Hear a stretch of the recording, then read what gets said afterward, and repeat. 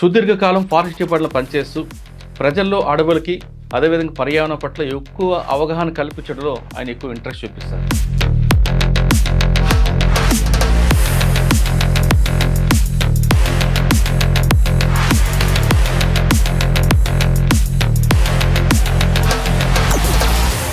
పులులు దాని సరౌండింగ్ అదే రౌండ్ చేసుకుంటారు. అవును, ఆ మార్క్స్ ఎలా పెట్టుకుంటుందండి? ఎప్పటికీ ఆ ఏరియాలో పరిఫరీలో తిరుగుతూ ఉంటుంది, అంటే పెట్రోలింగ్ చేస్తుంది. సో వీటి కారణంగా బయట నుంచి వచ్చేటువంటి టైగర్ వేరే ఏదైనా ఉంటే ఇక్కడ ఆల్రెడీ ఈ ఇండైరెక్ట్ ఎవిడెన్సెస్ అంటాం వీటిని చూస్తుంది. అది చూసి అది రాదు ఇక లోపలికి. సార్ ఫుడ్ కోసం మరి దాని బార్డర్ దాటి వస్తుందా? ఒక 10 చదరపు కిలోమీటర్ల పరిధిలోనే దానికి కావాల్సినవన్నీ ఉన్నాయనుకోండి, ఇక అది బయటికి రాదు. అక్కర్లేదు, ఏదో మేటింగ్ కోసం ఫీమేల్ కోసమో మేల్ ఉంటే మామూలుగా ఆహారం కోసం వాటర్ కోసం రాదు అది. సార్ ఇప్పుడు సడన్గా టైగర్ మనకు ఎదురైంది అనుకోండి, మనం ఏం చేయాలి? ఎస్కేప్ అవ్వాలంటే రాళ్ళతో కొట్టాలా, కర్రతో కొడతారు? ఏం చేయకూడదు, ఏం చేయకూడదు. చూసి అవి రిట్రీట్ అయిపోతుంది, వెళ్ళిపోతుంది. అడవులు కాపాడితే ఏం జనానికి ఏం బెనిఫిట్, కాపాడిపోతే జనానికి ఏం నష్టం? అంటే అడవులు అంటే చెట్లే. ఆక్సిజన్ మనకు కావాల్సినటువంటి, మనకే కాదు ఏ జీవజాతులకైనా ఆమ్లజని కావాలి కదా. ఆమ్లజన్ ఉత్పత్తి చేసేది చెట్లే. కార్బన్ డైఆక్సైడ్, ప్రతి జీవి కార్బన్ డైఆక్సైడ్ని వదులుతుంది. వదిలినప్పుడు ఆ కార్బన్ డైఆక్సైడ్ని తీసుకొని గాలిని శుభ్రం చేసే పని చెట్లే చేస్తాయి. జీవ వైవిధ్యానికి నిలవులు అనమాట. జీవ వైవిధ్యం అంతా అందులోనే ఉంటుంది. జీవ వైవిధ్యం అంటే అన్ని రకాల జంతువులు, అన్ని రకాల చెట్లు, అన్ని రకాల జాతులు ఉండడం. అడవులు వన్యప్రాణులను కాపాడడంలో ప్రభుత్వాలు పౌరుల బాధ్యత ఏమిటి? అటవీ శాఖ విధి ఏమిటి? అడవుల్ని వన్యప్రాణులు కాపాడడం, ప్రొటెక్షన్ అనేది మా మ్యాండేట్ అనమాట. అది ఉన్నదే అందుకు. చెట్లు నరికివేత, జంతువుల వేట విషయాల్లో చట్టం ఏం చెప్తుంది? చాలా స్ట్రాంగ్గా ఉంటాయి సార్. మీరు వినే ఉంటారు, చాలా పెద్ద పెద్ద పవర్ఫుల్ పీపుల్ కూడా వన్యప్రాణుల వేటలో జైలుకి వెళ్ళిన సందర్భాలు మనం ఎన్నో చూసాం.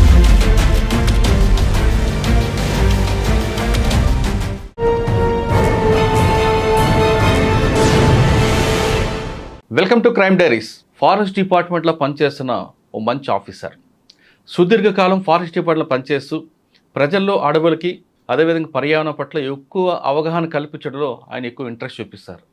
ఆయనే ఈరోజు మన గెస్ట్. పేరు ఎం రామ్మోహన్ గారు, ఫారెస్ట్ రేంజ్ ఆఫీసర్, ప్రస్తుతం అసిస్టెంట్ డైరెక్టర్ దోలపల్లి ఫారెస్ట్ అకాడమీలో పనిచేస్తున్నారు. సాధారణంగా ప్రతి డిపార్ట్మెంట్లో పనిచేస్తున్న ఆఫీసర్ లాగే రామ్మోహన్ గారు ఫారెస్ట్ డిపార్ట్మెంట్ పనిచేస్తున్న అడవులు, పర్యావరణం ఎలాంటి ప్రజలకి మేలు చేస్తాయి, అవి కోల్పోతే ప్రజలు ఏ విధంగా నష్టపోతుంటారు అనే విషయంపై ఎక్కువగా ప్రజల్లో అవగాహన తేడానికి ఎక్కువగా ఆయన కృషి చేస్తుంటారు. ఎక్కువ ఆర్టికల్స్ రాయడంతో పాటు పిల్లలకి ఎక్కువ అవగాహన కల్పించడం, స్కూల్స్కి వెళ్ళి క్లాసులు చెప్పడం లాంటివి ఆయన ఎక్కువ ఇంట్రెస్ట్ చూపిస్తుంటారు.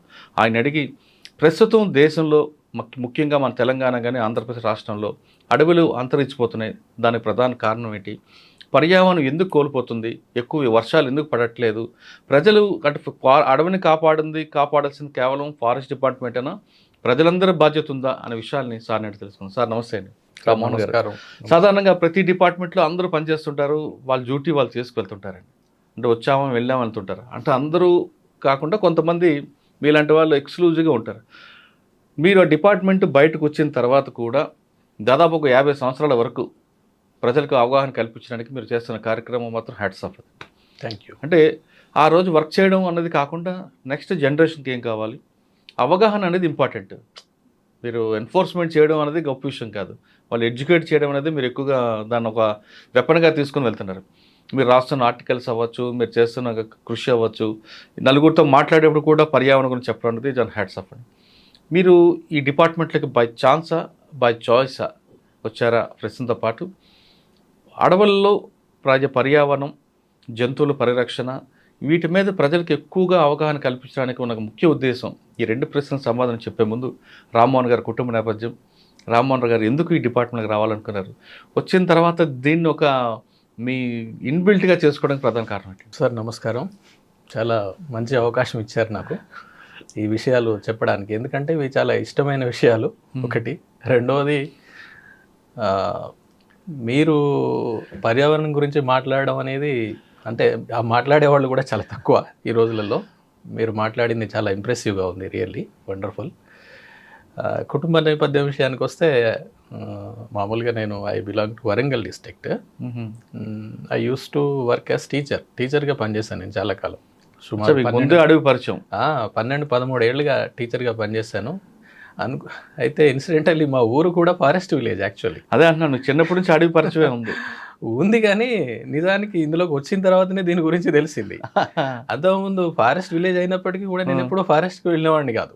వచ్చా వినేవాళ్ళం టైగర్ గురించి, చెట్ల గురించి, వాటి గురించి చెప్తుంటే నేను వినేవాడిని కానీ ఎప్పుడు వెళ్ళేవాళ్ళం కాదు. ఎక్కడండి?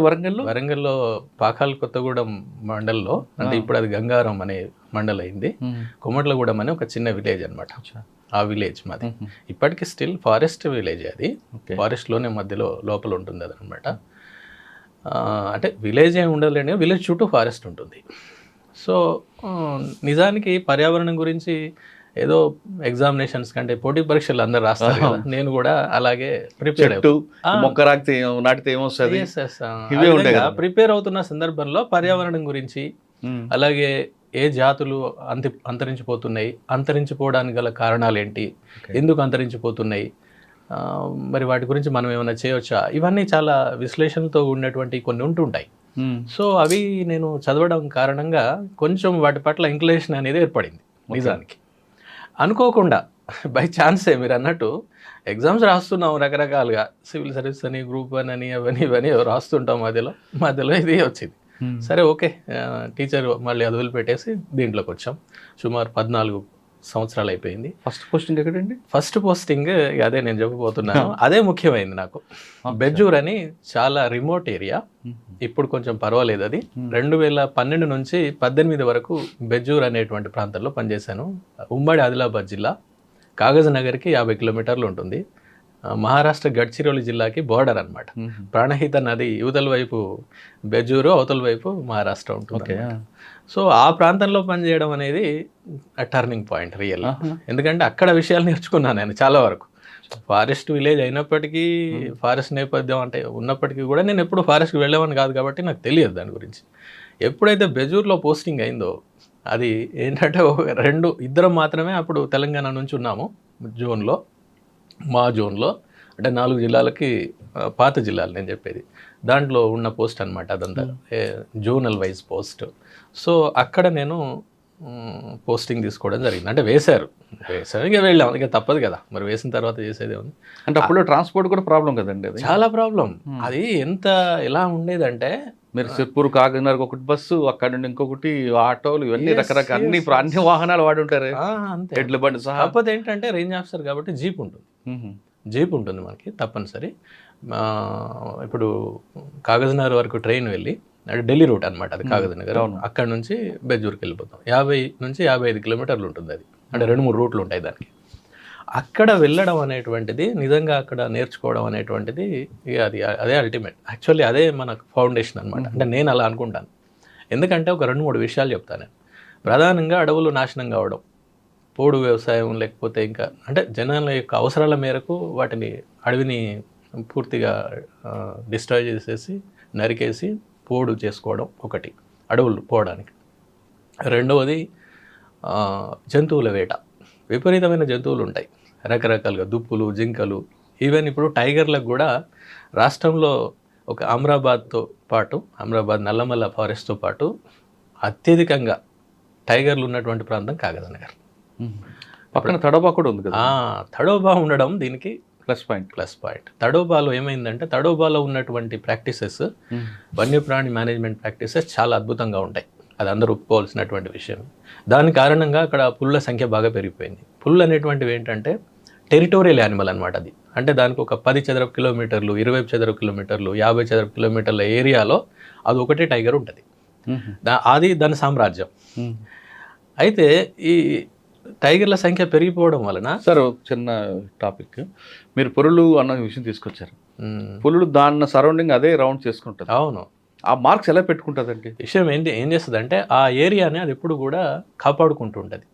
ఓకే, అది ఎట్లా కాపాడుకుంటుంది అంటే, ఎప్పటికీ ఆ ఏరియాలో, ఆ పరిఫరీలో తిరుగుతూ ఉంటుంది. అంటే పెట్రోలింగ్ చేస్తుంది. మనం పెట్రోలింగ్ అంటాం కదా, అది కూడా పెట్రోలింగ్ చేస్తుంది. చేసుకుంటూ చెట్ల మీద, అలాగే భూమి మీద తన కాళ్ళతోటి రక్కిద్ది అనమాట. గీతలు పెట్టుకుంటుంది. అలాగే యూరినేషన్ చేస్తుంది. ఓకే, లేకపోతే మలం, ఫీకల్ మ్యాటర్, మలం విసర్జిస్తుంది. సో వీటి కారణంగా బయట నుంచి వచ్చేటువంటి టైగర్ వేరే ఏదైనా ఉంటే ఇక్కడ ఆల్రెడీ ఈ ఇండైరెక్ట్ ఎవిడెన్సెస్ అంటాం వీటిని చూస్తుంది, అది చూసి అది రాదు ఇక లోపలికి. ఫెన్సింగ్ ఉందరా రాదు. ఎస్, ఒకవేళ వచ్చిందే అనుకోండి, కొన్నిసార్లు వచ్చే సందర్భం కూడా ఉంటుంది. ఎప్పుడంటే మేల్ అయితే ఫీమేల్ని అట్రాక్ట్ చేయడం కోసం, ఫీమేల్ అయితే మేల్ని అట్రాక్ట్ చేయడం కోసం, అది అవసరం. అంటే పిల్లలు ప్రోజనీ కావాలి కదా నెక్స్ట్ తరానికి. ఇంకొకటి ఏంటంటే ఇంకోసారి కూడా రావచ్చు, ఇంకో మేల్ కూడా రావచ్చు. ఇప్పుడు దీనికంటే అది బలమైంది అన్నప్పుడు, లేకపోతే దానికి తప్పనిసరి పరిస్థితి ఇక లేదు, మరి ఇంకెక్కడ స్థలం లేదు, తప్పనిసరి ఏదో ఒక దాన్ని ఇంక్రోజ్ చేయాల్సిందే. అప్పుడు వచ్చినప్పుడు ఏమైందంటే దాని వాటి మధ్యలో ఫైటింగ్ జరుగుతుంది. జరిగి ఏది బలమైందో అది ఉంటుంది, ఆల్రెడీ ఉన్నదే బలంగా ఉందనుకోండి అది మిగిలిపోతుంది, లేనిది వెళ్ళిపోతుంది అంతే. అది ఏదైతే ఓడిపోతుందో that will leave the territory. అలా జరుగుతుంది అన్నమాట. ఆ విధంగా అవి ఎవిడెన్సెస్ని వదులుతాయి. సార్ ఫుడ్ కోసం మరి దాని బార్డర్ దాటి వస్తుందా? ఇక్కడ ఏంటంటే టెరిటరీ అనేది ఫుడ్ పైన వాటర్ మీద ఆధారపడే టెరిటరీ నిర్ణయం అవుతుంది. ఫర్ ఎగ్జాంపుల్ ఒక 10 చదరపు కిలోమీటర్ల పరిధిలోనే దానికి కావాల్సినవన్నీ ఉన్నాయనుకోండి, ఇక అది బయటికి రాదు, అక్కర్లేదు. ఏదో మేటింగ్ కోసం ఫీమేల్ కోసమో, మేల్ ఉంటే ఫీమేల్ ఉంటే మేల్ కోసం రావడం తప్ప మామూలుగా ఆహారం కోసం వాటర్ కోసం రాదు, అది ఆల్రెడీ ఉంది కదా, రాదు. అయితే ఈ సమస్య ఒకవేళ లేవనుకోండి, అప్పుడు ఏమవుతుంది, 10 చదరపు కిలోమీటర్ల ఏరియా కాస్త పెరుగుతుంది. అంటే ఎక్కడి వరకు అయితే వెళ్తే దానికి దొరుకుతాయో ఆ స్థలాన్ని అది తన యొక్క టెరిటరీగా ఏర్పరచుకుంటుంది. ఒక్కొక్కసారి బయటకు వస్తుంటాయి కదా జనాల్లోకి, ఎందుకు వస్తుంది? జనాల్లోకి రావడానికి కారణాలు ఏంటంటే ముఖ్యంగా మన దగ్గర ఏంటంటే వాటి యొక్క, ఇప్పుడు టైగర్స్ కానీ ఏవైనా కానివ్వండి యానిమల్స్కి 3 విషయాలేనండి వాటికి కావాల్సింది. ఒకటి వాటి యొక్క ఆవాసం అంటే ఉండడానికి ప్లేస్, మనకి ఆవాసం మనకైనా అంతే కదా. టైగర్లన్నీ కూడా బుషెస్ మధ్య ఉంటాయి కదా? లేదు, అలాగేం లేదు, నేను చెప్తాను మీకు. దానికి ఆవాసం కావాలి. ఫస్ట్ ఆవాసం ఎలా ఉండాలి, అన్డిస్టర్బ్డ్గా ఉండాలి, డిస్టర్బెన్స్ ఉండకూడదు, మనుషుల యొక్క డిస్టర్బెన్స్ ఇలాంటివి ఉండకూడదు. ఒకటి నెంబర్ 1. నెంబర్ 2, తగిన ఆహారం కావాలి. ఆహారం అంటే ఇప్పుడు టైగర్ ఉందనుకోండి, అది వారానికి ఒకటి తింటుంది, ఒక యానిమల్ కావాలి అంతే వారానికి. వారం లోపు మళ్ళీ దాని పక్క నుంచి దుప్పి జింక పోయినా అది పట్టించుకోదు, అక్కర్లేదు, కడుపు నిండితే పట్టించుకోదు. మనుషుల్లా కాదనమాట, పట్టించుకోవు, అవి అవసరం లేదు, మళ్ళీ నెక్స్ట్ వీకే తింటుంది. వారం రోజులు అంతే సార్, కొంచెం తింటుంటుందా? లేదు, ఒక్కసారి లేక 2 సార్లు తినేస్తుంది. తిన్నప్పుడల్లా ఒక 10 kgs 20 kgs తినేస్తుంది. ఇప్పుడు ఒక యానిమల్ని చంపేసింది అనుకోండి, ఫస్ట్ ఇక్కడ కొడుతుంది కదండి. ఎస్, అయితే దాన్ని కొట్టే విధానాలు కూడా ఉంటాయి. ఏంటంటే ఆ యానిమల్, ఇప్పుడు వేరే యానిమల్ అయినా కూడా అదేమి చనిపోవడానికి సిద్ధంగా ఉండదు కదా, అది కూడా రెసిస్ట్ చేస్తుంది. కాబట్టి ఆ రెసిస్ట్ చేసినటువంటి దాన్ని చంపాలంటే టైగర్ అయినా కూడా చాలా చాకచక్యంగా చేయాలి. ఎట్లా పడితే అట్లా చేస్తే దాని గిట్టలు, దాని కొమ్ములు దీన్ని తగిలితే ఇది ఇంజూరీ అయ్యి చనిపోయే అవకాశం ఉంటుంది. ఎందుకంటే ఒకసారి ఇంజూరీ అయిందంటే మనుషులాగా చూడడానికి ఇంకొకరు ఉన్నారు కదా, అది గ్రీవస్ ఇంజురీస్ అంటారు. అంటే ఎక్కువ కనుక పెద్ద ఇంజురీ కనుక అవుతే చనిపోతుంది అది. అందుకని అది చాలా జాగ్రత్త తీసుకుంటుంది. ఏ విధంగా, మన హంటింగ్కి దెబ్బ తగలకుండా. కాబట్టి అది ఏం చేస్తుంది అంటే యానిమల్ని ఫస్ట్ ఇక్కడ పట్టేస్తుంది అనమాట. ఇక్కడ ముఖ్యంగా ఇది పట్టేస్తుంది. ఇది పట్టేయడం వల్ల ఏమవుతుంది, యానిమల్ హెల్ప్లెస్ అయిపోతుంది, ఈ శ్వాస ఆగిపోతుంది, కట్ అయిపోతుంది. కాబట్టి చనిపోయే అవకాశం ఉంటుంది. అంటే ఇమ్మీడియట్ డెత్ అనమాట. చిన్నగా చనిపోవడం కాదు. చిన్నగా చనిపోవాలంటే టైం ఎక్కువ తీసుకుంది అనుకోండి, అది రెసిస్ట్ చేయడం వల్ల దాని కొమ్ములో గీటలో ఏదైనా తగులుతాయి, దీనికి తగిలిందంటే ఇది ఇంజూర్ అవుతుంది. లేకపోతే వెనక ఈ భాగం, ఇక్కడ చాలా ప్రధానమైనటువంటి నరాలు ఉంటాయి కదా, అంటే దమనులు, సిరలు, వాటిని కొరికేస్తుంది అది. అట్లా వీటిని కొరికేయడం ద్వారా దాన్ని ఇమ్మీడియట్ డెత్కి కారణమవుతుంది అది. అప్పుడు దాన్ని పక్కకు జరిపేసి కొంచెం బుష్ల కన్నా ఏదైనా పక్కకి తీసుకెళ్ళి, అంటే కొంచెం ప్రధానంగా దారి మీదనో ఎక్కడం జరిగింది అనుకోండి, కొంచెం పక్కకి తీసుకెళ్ళి తినేస్తుంది. తినడం సార్ ఇప్పుడు ఇక్కడ ఫస్ట్ ఎక్కడి నుంచో తింటుందా? లేదు, అది ఓపెన్ చేయడం వెనక నుంచి ఓపెన్ చేసి తింటుంది. వెనక భాగం, ఇక్కడ థైస్ భాగం ఉంది కదా, బ్యాక్, ఆ బ్యాక్ దగ్గర ఓపెన్ చేస్తుంది. అంటే టైగర్ యొక్క ప్రధాన లక్షణం అన్నట్టు అది. అలా తిన్నది అని అంటే అది టైగర్. ఎందుకంటే అక్కడే ఆ పార్ట్ నుంచి అంటే అదేంటంటే మోస్ట్లీ ఇప్పుడు మాంసం తింటదండి అంతే. అక్కడ నుంచి స్టార్ట్ చేస్తుంది, మాంసం తింటది, ఇక్కడ ఓపెన్ చేస్తుంది అన్నట్టు అది. ఇప్పుడు పొట్ట ఇదంతా మాంసం ఉండదు కదా, అవన్నీ ఏంటి పొట్ట, పేగులు, అవన్నీ అవి తినదు అది. అదే లెపర్డ్ లాంటివి అంటే ఎట్లా పడితే అట్లనే తింటాయి అవి, వాటి ఆహారపు అలవాట్లు వేరే రకంగా ఉంటాయి. కానీ టైగర్ విషయంలో అట్లా కాదు, మాంసమే తింటది అది. ఈ ఇంటెస్టైన్స్ వీటిని తినదు, వదిలేస్తుంది, తినదు అవి. ఇది మీరు అన్నారు కదా, నేను కరెక్ట్ చెప్తాను. ఎలా అంటే ఇప్పుడు ఒక టైగర్ దాన్ని తినేసింది అనుకోండి, తినేస్తే ఏం తింటుంది, జస్ట్ మాంసం వరకు తినేస్తుంది, మాంసమే అంతే, మిగిలినవి ఏవి తినదు, తినేస్తుంది వెళ్ళిపోతుంది. ఆ ఒక రోజు ఈ రోజు తిన్నది, ఫర్ ఎగ్జాంపుల్ ఒక క్యాటిల్ను లేకపోతే ఒక పెద్ద నీళ్ళగాయ అనుకోండి, మనుబోతు అంటే దాదాపు అది 100-150 కేజీల దాకా వరకు ఈజీగా ఉంటుంది, చాలా పెద్దగా ఉంటుంది. అందులో ఒక 20 కేజెస్ వరకు తినేస్తుంది అది ఒకే రోజు, ఒకసారి ఎట్ ఏ టైం తినేస్తుంది, కూర్చుంటే తినేస్తుంది. తెల్లారి మళ్ళీ వస్తుంది second time or third time, then it will come and it will eat the remaining meat పార్టే క్లియర్గా అంటున్నా నేను, తినేస్తుంది వెళ్ళిపోతుంది. మొత్తం అయిపోదు కదా, ఇంకా ఎముకలు ఉంటాయి, ఇంకా కొంచెం అక్కడక్కడ మిగిలిన మాంసం ఉంటుంది, ఇంటెస్టైన్స్ ఉంటాయి, అన్నీ ఉంటాయి.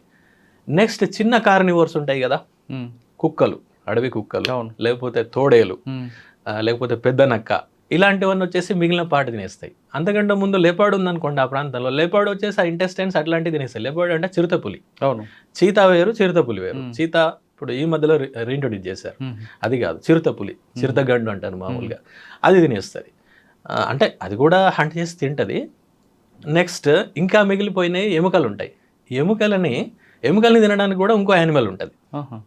ఓకే, హైనా అంటాం మనం, హైనా అనే పేరు మీరు ఏగోలం అంటారు దాన్ని, ఏగోలం ఇక రకరకాల పేరు, కోండ్రీస్ అని కూడా అంటారు.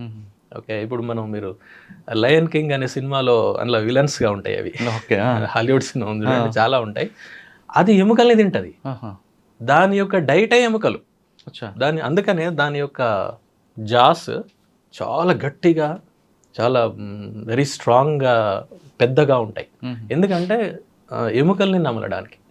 అంటే చూడండి, ఇకోసిస్టంలో, ఆవరణ వ్యవస్థలో ఒక యానిమల్ని చంపితే టైగర్ నుంచి హైనా వరకు ఇన్ని తింటాయి అన్నమాట.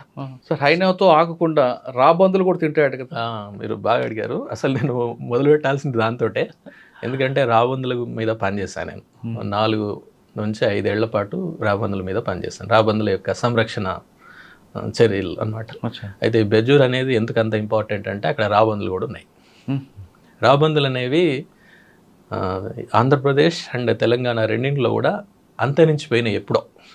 2005-6 ప్రాంతంలోనే అప్పటి బయోడైవర్సిటీ బోర్డు ప్రకటించింది ఇక్కడ రాబందులు లేవు, ఒకవేళ ఉంటే ఎవరైనా చెప్పండి మీకు బహుమతి ఇస్తామని కూడా ప్రచురించింది. నేను అప్పుడు చదివాను కానీ దాని గురించి నాకు అంత తెలియదు, ఎందుకంటే ముందు ఇది నేను సర్వీస్లో రాకముందు. కానీ తర్వాత వెళ్ళిన తర్వాత, బెజ్జూర్ పోయిన తర్వాత, ఇట్లా పెద్ద పెద్ద పక్షులు ఉన్నాయి ఇక్కడ అని మాట్లాడుకోవడంగా నేను విన్నాను. మా స్టాఫ్ మాట్లాడుకోవడం, బయట వాళ్ళు మాట్లాడుకోవడం విన్నాం. రాబందులు అంటే చాలా ఇంపార్టెంట్, ఎందుకంటే రాబందులు అనేవి స్కావెంజింగ్ యానిమల్స్ అనమాట. అవన్నీ స్కావెంజర్స్ అంటారు వాటిని. స్కావెంజర్ అంటే మనం మామూలుగా పారిశుద్ధ్యం పని చేసేటువంటి వాళ్ళందరినీ స్కావెంజర్స్ అంటారు కదా. ప్రకృతిలో కూడా స్కావెంజర్స్ ఉంటాయి. ఇప్పుడు నేను ఇందాక చెప్పిన హైనా అనేది కూడా స్కావెంజర్. అది అంటే ఏవైతే మిగిలిపోతాయో, ఏవైతే డిస్కార్డెడ్ మెటీరియల్ ఉంటుందో వాటిని తినేస్తాయి అన్నట్టు. అందుకని మనం కూడా ఏది పడుతుంది చెత్త చెదారం అంత పడేస్తే చేసేవాళ్ళు వాళ్ళు స్కావెంజర్స్. అది చాలా ఇంపార్టెంట్ పని, మనం దానికి విలువనివ్వం ఇప్పుడు. అది అన్నిటికంటే తక్కువగా మనం చూసేది ఇలా కొంతమంది ఉన్నారు కదా, అందులో వీళ్ళు కూడా. కానీ వాళ్ళు చేసేటువంటి పని అన్నిటికంటే గొప్పది. సార్, రాబందులు కనబడితే అదొక అపశకనం అని, రాబందులాగా వచ్చేవరా పీకు తింటావరా అంటుంటారు కదా. అది ఎలా వచ్చిందో నాకు కూడా తెలియదు. దీని మీద నేను ఆర్టికల్స్ కూడా రాశాను. తప్పు అలా అనుకోవడం. పీక్కు తింటారంటే మనుషులు పీక్కు తింటారు కానీ రాబందులు పీక్కు తినవు. అంటే రాబందులు ఒక పులి చంపిన దీన్ని రాబందుల వరకు వస్తాయి. Yes sir. అయితే దానివల్ల అడవి కూడా ఎస్ సార్. అయితే ఏంటంటే ఇదివరకు ఏం జరిగేదంటే ఎక్కడైనా కూడా రాబందులు, మీరు కూడా చిన్నప్పుడు చూస్తుంటారు, నేనైతే చాలా చూశాను మా చిన్నప్పుడు. పశువులు కనుక చనిపోతే ఆ ఊరవతలు పడేసేవాళ్ళు ఎప్పుడు కూడా. ఇది చాలా కామన్ సీన్ అది మా చిన్నప్పుడు. 80లలో కూడా నేను చాలా చూసాను, 80, 90లలో. అది వచ్చేసేటి అవి జస్ట్ విదిన్ మినిట్స్, మనం పడేసిన నిమిషాల్లో వచ్చేస్తాయి. అవి వచ్చేసి నిమిషాల్లోనే తినేస్తాయి, మొత్తం తినేసి వెళ్ళిపోతాయి పశువులు. అలాగే అడవుల్లో వాటి పాత్ర ఏంటంటే, అడవుల్లో కూడా కొన్ని చనిపోతాయి కదండి ఆటోమేటిక్గా. అన్ని యానిమల్స్ టైగర్లే, లెపర్డ్సే చంపడం, కొన్ని ఎలాగో చనిపోతాయి. ఆ చనిపోయినటువంటి వాటిని తినేది ఓకే మిగిలిన యానిమల్స్తో పాటు రాబందులు కూడా. రాబందులు ఏం చేస్తాయి, చిట్ట చివరి మీట్ మార్సెల్ చిన్న పీస్ని కూడా లేకుండా తినేస్తాయి. తినేసి జస్ట్ మనకి ఎముకల కూడా ఉంటుంది అక్కడ, అంత ఇంకేం ఉండదు, అంత తినేసి వెళ్ళిపోతాయి. అవి ఎలా అంటే కుళ్ళిపోయినటువంటి దాన్ని కూడా తినేసి జీర్ణం చేసుకునే శక్తి వాటికి ఉంటుంది అనమాట. ఓ అంత పవర్ఫుల్ అవి. ఈవెన్ రీసెర్చ్లో తేలింది ఆంథ్రాక్స్ అంటే అందరికి ఏముంది, అది వచ్చిందంటే కథమే, పోవడమే, ఇంకేం లేదు. ఆంథ్రాక్స్ ఉన్నటువంటి మీట్ని కూడా తిన్న వాటికి ఏం కాదు, చేసుకుంటాం. ఎస్ అంత పవర్ఫుల్ అనమాట అవి. ఓకే, ఒకసారి మనం వెనక్కి వెళ్దాం సార్. పులి అన్నారు, ఒక వేట చేస్తుంది, కొంత తింటుంది, దానికి తిన్న వెంటనే వాటర్ కావాలంటే ఏం చేస్తుంది? వాటర్ అంటే అలా ఏం లేదు, వాటర్ వాటికి ఎక్కువ ఏం వాటర్ తాగవు అవి, తక్కువగానే. ఒకవేళ ఈరోజు వేటాడింది, కొంచెం మీట్ తింది, వెళ్ళిపోయింది, మళ్ళీ వచ్చేసరికి ఈలోగా మిగతావన్నీ జంతువులు తిన్నాయి అనుకోండి, ఏం లేదు, వదిలిపెట్టేసి వదిలేస్తుందా? మళ్ళీ అది ఒక ఎంగిల్ చేసి తింటుందా? తింటాయి, అట్లేం లేదు. కాదు, పులి ఒక అటాక్ చేసింది, మీట్ పెట్టుకుంది, కొంచెం తిన్నది, మళ్ళీ ఒక్కోసారి వస్తుంది, అప్పుడు ఆల్రెడీ వేరే నక్కలు మీరు అన్నట్లు హైనాలు తిన్నాం అనుకోండి, అంటే మాంసం కనుక ఉంటే తినొచ్చు, అట్లేం లేదు. నేను ఇందాక మీకు చెప్పడంలో 3 విషయాలు ప్రధానమైనవి అన్నాను కదా. ఒకటి ఆవాసం, రెండోది ఆహారం, మూడోది నీళ్లు. ఈ 3 ఉంటే సరిపోతుంది అంతే, వాటికి ఇంకేం అవసరం లేదు. అన్డిస్టర్బ్డ్ హ్యాబిటాట్, డిస్టర్బెన్స్ లేనటువంటి ఆవాసం, మనుషులు ముఖ్యంగా. రెండోది ఆహారం, అంటే వాటికి సరిపడా జింకలు, దుప్పులు ఏమున్నాయో అవి. మూడోది నీరు. ఈ 3 ఉంటే సరిపోతుంది. ఈ అటవీ శాఖ చేసే పని ఇదే అనమాట. మనుషులు చూస్తే ఎందుకంటే దానికి ఇరిటేషన్ అంటే ఇప్పుడు సేమ్ మన వైపు నుంచి ఆలోచిస్తే కూడా అంతే కదా. మనం టైగర్ తోటి ఉండలేం కదా, టైగర్ని మనం ఉంచుకోగలుగుతామా? ఉండం కదా. అంటే వీ డోంట్ యాక్సెప్ట్ ఇట్. కానీ అది కూడా అంతే. అంటే దాని వైపు నుండి చూసినప్పుడు అంటే ఒక స్పీషీస్ వేరే కదండి, జాతి వేరే కదా. నన్ను చంపడానికి వచ్చారని అది బాగుంటుంది అంతే, తప్పకుండా భయమే, ఎవరికైనా భయమే. అంటే ఒక జాతి ఇంకో జాతిని చూసినప్పుడు ఆటోమేటిక్గా ఉంటుంది. మళ్ళీ అదే కాకుండా ఇవేంటంటే వన్యప్రాణులకు జనరల్గా ఉండేటువంటి టెండెన్సీ ఏంటంటే అవి షై యానిమల్స్ ఉంటుందన్నమాట సహజంగానే. అంటే సహజాతం, అది ఇన్స్టింక్ట్. అది సాధారణంగా ఏదో మనం కొన్ని ఇది ఈకో టూరిజం ప్రాంతాలు అలవాటు పడిపోయినవి ఉంటాయి. అలవాటు పడిపోయిన వీళ్ళు మొత్తం జనాలు అంతా జిప్సీలలో పోయి ఫోటోలు తీయడం చూస్తుంటే టైగర్ అక్కడే ఉంటుంది, అది పోదు. అది అలవాటు పడిపోయి ఉంటాయి. అంటే దానిపైన హ్యూమన్ ఇంప్రింట్ ఉంటుంది అనమాట. అవి తప్ప సహజంగా అడవిలో ఉండేటువంటివి మాత్రం ఎప్పుడు కూడా మనల్ని చూడడం కాదు, వాటి సెన్సెస్ చాలా స్ట్రాంగ్గా ఉంటాయి. అంటే వినేటువంటిది, చూసేటువంటిది చాలా స్ట్రాంగ్ ఉంటుంది. ఇప్పుడు టైగర్ కూడా మన చూపు కంటే దాని యొక్క చూపు 6 రెట్లు ఎక్కువ ఉంటుంది. 6 రెట్లు. అడవిలోకి వెళ్ళిన తర్వాత ఎక్కడి నుంచో మనం చూస్తుంది, గమనిస్తుంది, చాలా ఈజీగా తెలిసిపోతుంది వాటికి. ఇప్పుడు మీరు కుక్కను, పిల్లిని మీరు గమనించండి, అది అక్కడే ఉంటుంది, దాని చెవిని ఇట్లా తిప్పుతూ ఉంటుంది, చూసారా మీరు? రాడార్ లాగా అలా ఉంటుంది అది. అంటే they get lot of information by listening very carefully and their senses are very strong అట్లా అనమాట. అందుకని చాలాసార్లు మనకు కనబడదు టైగర్, మనం చూడడానికి వెళ్తాం, కానీ అది మనల్ని చూసి సాధారణంగా అవి పలాయనం వెళ్ళిపోతాయి. ఎందుకంటే ఫారెస్ట్ డిపార్ట్మెంట్ పనిచేసిన వాళ్ళకి టైగర్ చూడాలని కోరుకుంటుందట, చూస్తేనే వాళ్ళకి ఆ డిపార్ట్మెంట్లో పని చేస్తామని ఒక తృప్తి ఉంటుంది అంటుంటారు. వాస్తవం అంటారా? కానీ అట్లా అనుకోవద్దు ఇప్పుడు కూడా, ఎందుకంటే అది మనల్ని చూడాలని ఇప్పుడు అనుకోదు. నిజంగా ట్రూ ఆఫీసర్ ఎవరు కూడా అట్లా అనుకోరు. కాకపోతే మానవ సహజం జీల్ ఉంటుంది కదా, చూడాలి అనేటువంటి. మనం వాటి గురించి పనిచేస్తాం, అంతేగాని వాటిని చూడడం కోసం వెళ్ళడం అనేది కూడా కరెక్ట్. సడన్గా టైగర్ మనకు ఎదురైంది అనుకోండి, మనం ఏం చేయాలి? ఎస్కేప్ అవ్వాలంటే రాళ్ళతో కొట్టాలా, కర్రతో కొడతారు? ఏం చేయకూడదు. అవి ఎప్పుడు కూడా మన మీదకి రావు.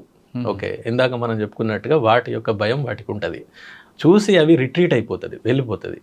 ఓకే, అప్పుడప్పుడు ఈ జరిగేటువంటివి ఎలా జరుగుతుంటే సడన్ కాన్ఫ్రంటేషన్ అనమాట.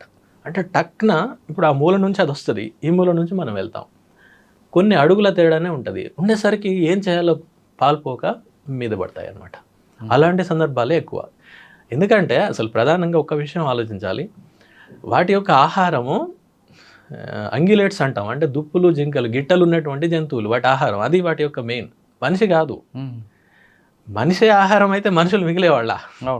మిగిలేవాళ్ళు కాదు కదా, కాదు, వాటిని తింటుంది అది. ఇలా మరణాలు లేకపోతే ఇంజురీస్ జరగడానికి కారణం ఏంటంటే సడన్ కాన్ఫ్రంటేషన్. లేకపోతే కొన్ని యానిమల్స్ అండి చాలా తక్కువ, అది కొన్ని ఏం చేయలేనటువంటి స్థితిలో, అంటే గిట్టలు ఉన్నటువంటి జంతువులు, దుప్పుల్ని కూడా అవి పట్టలేని స్థితికి చేరిపోతాయి కొన్నిసార్లు, డిసీజ్ కారణంగా, ఓల్డ్ ఏజ్ కారణంగా. అవి కొన్నిసార్లు ఇట్లా మ్యాన్-ఈటర్గా మారుతాయి. అట్లాంటి వాటిని మ్యాన్-ఈటర్ అంటారు. కానీ అట్లాంటివి రేర్. అది ఒకవేళ అలాంటివి ఉంటే మనం వన్యప్రాణి చట్టం 1972 ప్రకారం చీఫ్ వైల్డ్ వార్డెన్ అని ఉంటారు. అంటే ఇక్కడ ఉన్న వన్యప్రాణుల మొత్తానికి ఫారెస్ట్ డిపార్ట్మెంట్లో his the boss. He will give orders to shoot it. అచ్చా, అంతే, ఏం లేదు అందులో. ఎందుకంటే జాతి యొక్క సంరక్షణ ఇంపార్టెంట్. ఇక్కడ మ్యాన్ ఈటర్ అని ఎలా మనం ఐడెంటిఫై చేయాలి? దానికి కూడా ప్రోటోకాల్స్ ఉంటాయి. ఇష్టం ఉన్నట్టుగా చేయడం కాదు. ఓ పలానా పులి ఇలా మారింది అని అంటే నిజంగా అదే జరిగిందా దాన్ని, ఎందుకంటే అన్నీ ఒకేలాగా ఉంటాయి. అవును. వాటికి ఏం చేస్తారు, కెమెరా ట్రాపింగ్ చేస్తారు. అంటే ఇట్లా ఇప్పుడు మీరు ఎలాగైతే కెమెరాలు పెట్టారో మేము అడవిలో కెమెరాలు పెడితే ఆ దారిలో వెళ్తున్నప్పుడు అది ఇన్ఫ్రారెడ్ రేస్ తోటి యాక్టివేట్ అయ్యి కొన్ని అది ఇమేజ్ క్యాప్చర్ చేస్తుంది. చేసినప్పుడు దాని మీద ఉండే లైన్స్ ఉంటాయి, వాటిని మేము స్ట్రైప్స్ అంటాం. స్ట్రైప్స్, ఆ స్ట్రైప్స్ ఒకదానికి ఉన్నది ఇంకో దానికి ఉండదు ప్రపంచంలో దేనికి కూడా. మనకు ఫింగర్ ప్రింట్ ఎట్లానో దానికి అట్లా. అవునా?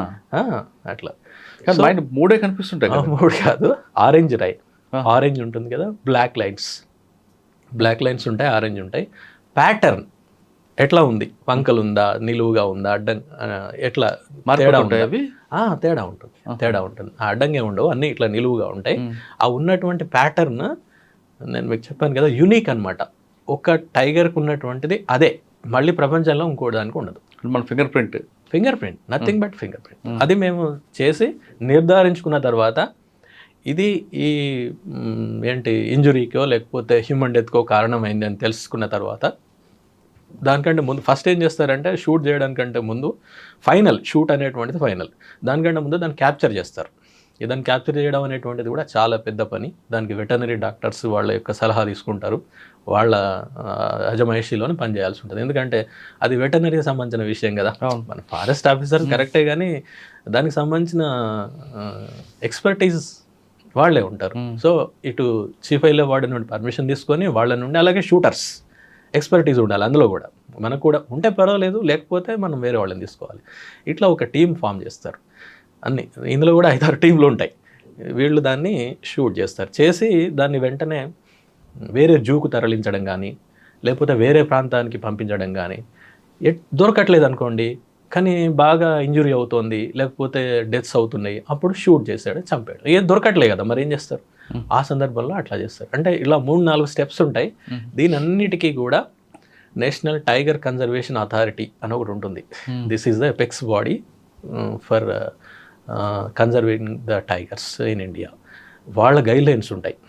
ఆ గైడ్లైన్స్ ప్రకారం నిర్ధారించిన తర్వాతనే నిర్ణయం తీసుకొని దాన్ని క్యాప్చర్ చేయాల్సి ఉంటుంది. ఓకే, అంతేగాని వేరే రకంగా చేయలేము. అది నెక్స్ట్ మనం బ్యాక్ వెళ్దాం బెజ్జంకి. బెజ్జంకిలో బెజ్జూరు రాబందులు అన్నాం కదా. ఈ రాబందులు నాకు పెద్దగా ఉంటాయి అని అన్నారు. అన్న తర్వాత వాటిని ఇక్కడ ఏమంటారు అంటే రాగబందులే అంటారు అన్నారు. రాగబందులు అంటే బహుశా రాబందులు అయి ఉంటాయి. వీళ్ళు లోకల్గా మారుతుంటాయి కదండి. ఇప్పుడు మన మండలికాల్లో పేర్లు రకరకాలు ఉంటుంటాయి. మండలికమే కాకుండా స్థానికంగా కూడా కొన్ని మార్పులు జరుగుతుంటాయి భాషలో, మాటల్లో. బహుశా ఇది అయ్యి ఉండొచ్చు. నేను అడిగిన వాళ్ళని ఎంత పెద్దగా ఉంటుంది ఏంటి అంటే, సార్ ఇంత పెద్దగా ఉంటుంది, చాలా పెద్దగా ఉంటుంది. సరే వెళ్దామని ఇక ఆ ప్రాంతానికి వెళ్ళాం. ఎందుకంటే అది నేను చేస్తున్నటువంటి ప్రాంతంలోనే ఉంది. అరే అది ఇంకా పెద్ద విషయం కదా, ఇంకెక్కడికో వెళ్ళడం కాదు, నేను చేస్తున్నటువంటి దాంట్లోనే ఇది ఉంది అని just I came to know within few months. ఒక 2-3 నెలల తర్వాత వెళ్ళి చూసాం. ఫస్ట్ కనిపించలేదు, కానీ తర్వాత వెళ్ళినప్పుడు వి గాట్ ఫోటోగ్రాఫ్. నాకు ఒక చిన్న కెమెరా ఉండేది, నేను తప్పనిసరి కెమెరా క్యారీ చేస్తాను తప్పనిసరి. ఈవెన్ బర్డ్ వాచింగ్ కానీ, బర్డ్స్ గురించి పనిచేయడం, బర్డ్స్ చెక్ లిస్ట్ తయారు చేసాం. ఒక 250 స్పీషీస్ని మేము ఐడెంటిఫై చేసినాం ఆ ఏరియాలో. 250 జాతులు అట్లా ఉంటాయి, ప్రతి చోట ఉంటాయి. సో ఆ విధంగా నేను మొదలు పెట్టడం దీంతో అయిందనమాట. ఇక వెళ్ళిన తర్వాత చూసిన తర్వాత ఇంకేముంది, అది పెద్ద న్యూస్. అది హిందూలో చాలా పెద్ద న్యూస్. మీరు ఇప్పుడు బెజ్జూర్ ఫారెస్ట్ అని కొడితే మీకు హిందూ పేపర్లో 30-40 స్టోరీస్ వస్తాయి హిందూలో. అంటే I use to have contacts with Hindu correspondents. ముఖ్యంగా ఇక్కడ చెప్పాల్సింది హర్పాల్ సింగ్ గారు, అక్కడ ఉమ్మడి ఆదిలాబాద్ చూసేవాళ్ళు. ఆయన రిటైర్ అయిపోయారు నౌ హిందూ నుండి. ఆయన దీనికి కావాల్సిన ప్రచారం అంతా తీసుకొచ్చి పెట్టారు. లేకపోతే ఆయన అంత పెద్ద లెవెల్లో, నేషనల్ లెవెల్లో దాన్ని న్యూస్ చేయలేకపోతే జనానికి తెలిసేది కాదు. అంతే కదా.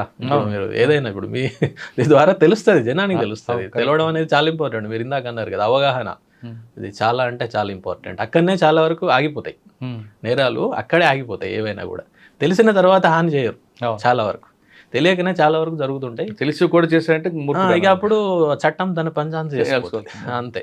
ఇక అది ఉంటుంది. అయితే అక్కడ ఇది తెలిసిన తర్వాత నేను హర్పాల్ సింగ్ గారు కూడా చెప్పాను, లోకల్గా ఉన్నటువంటి వాళ్ళకి చెప్పేస్తే అది చాలా పెద్ద న్యూస్. ఆ తర్వాత మా డిపార్ట్మెంట్ నుంచి కూడా మేము మంచి పై అధికారులు, సీనియర్ ఆఫీసర్స్ వాళ్ళందరి సహకారంతో సంరక్షణ కార్యక్రమాలు, వాటి యొక్క సంఖ్యను పెంచడం ఎట్లా అనే దాని మీద చేసాం. ఈవెన్ దాని గురించి స్టడీ చేసాం బాగా. దేశంలో అంటే అది ముఖ్యంగా వాటి సంఖ్య ఏమైందంటే 97 నుంచి 99% వాటి యొక్క సంఖ్య జనాభాలు తగ్గిపోయాయి ప్రపంచవ్యాప్తంగా, ముఖ్యంగా మన ఇండియన్ సబ్ కాంటినెంట్లో. ఎందుకు అంటే డైక్లోఫినాక్ అనే మందు ఉంటుంది, అది పశువులకు వేసేవాళ్ళు. ఆ పశువులకు వేయడం అనేది 80లలో ఎక్కువైపోయింది. అంతకుముందు అంత వేసేవాళ్ళు కాదు జనాలు. ఇది వేసినప్పుడు ఏమైందంటే, అయితే ఇప్పుడు అన్ని డైక్లోఫినాక్ ఎందుకు వేస్తాం, అదొక పెయిన్ కిల్లర్. దానికి జబ్బు చేసినప్పుడు, జ్వరం వచ్చినప్పుడు క్యాటిల్కి వేస్తారు, పశువులకు. అన్ని క్యాటిల్ రికవర్ కాదు కదా, కొన్ని చనిపోతాయి, సహజం కదా. మనుషులైనా అంతే కదా, అందరినీ హాస్పిటల్ తీసిన వాళ్ళు అందరూ పోరు కదా, బయటికి రారు కదా, కొంతమంది చనిపోతారు, న్యాచురల్ అది. అయితే చనిపోవడం వల్ల ఆ మందు ఏదైతే ఉందో దాని యొక్క శరీరంలో అలాగే ఉండిపోతుంది. వాటిని ఈ రాబందులు తిన్నప్పుడు ఈ డైక్లోఫినాక్ కూడా వాటిలోకి వెళ్ళిపోయి వాటి యొక్క విసర్జక వ్యవస్థను దెబ్బతీస్తాయి. అట్లా మొత్తం రాబందులన్నీ కూడా అది తిన్న వారం రోజులనే చనిపోవడం స్టార్ట్ అయిపోయింది. కాదు సార్, అంతరాక్స్ లాంటి దాన్ని అరిగించుకుందా దీనికి లేదా? చాలా నిజం, అది వాస్తవం. అయితే ఇది అసలు ఇది కారణం అనే సంగతి కూడా చాలా కాలం తెలియలేదు దేశంలో.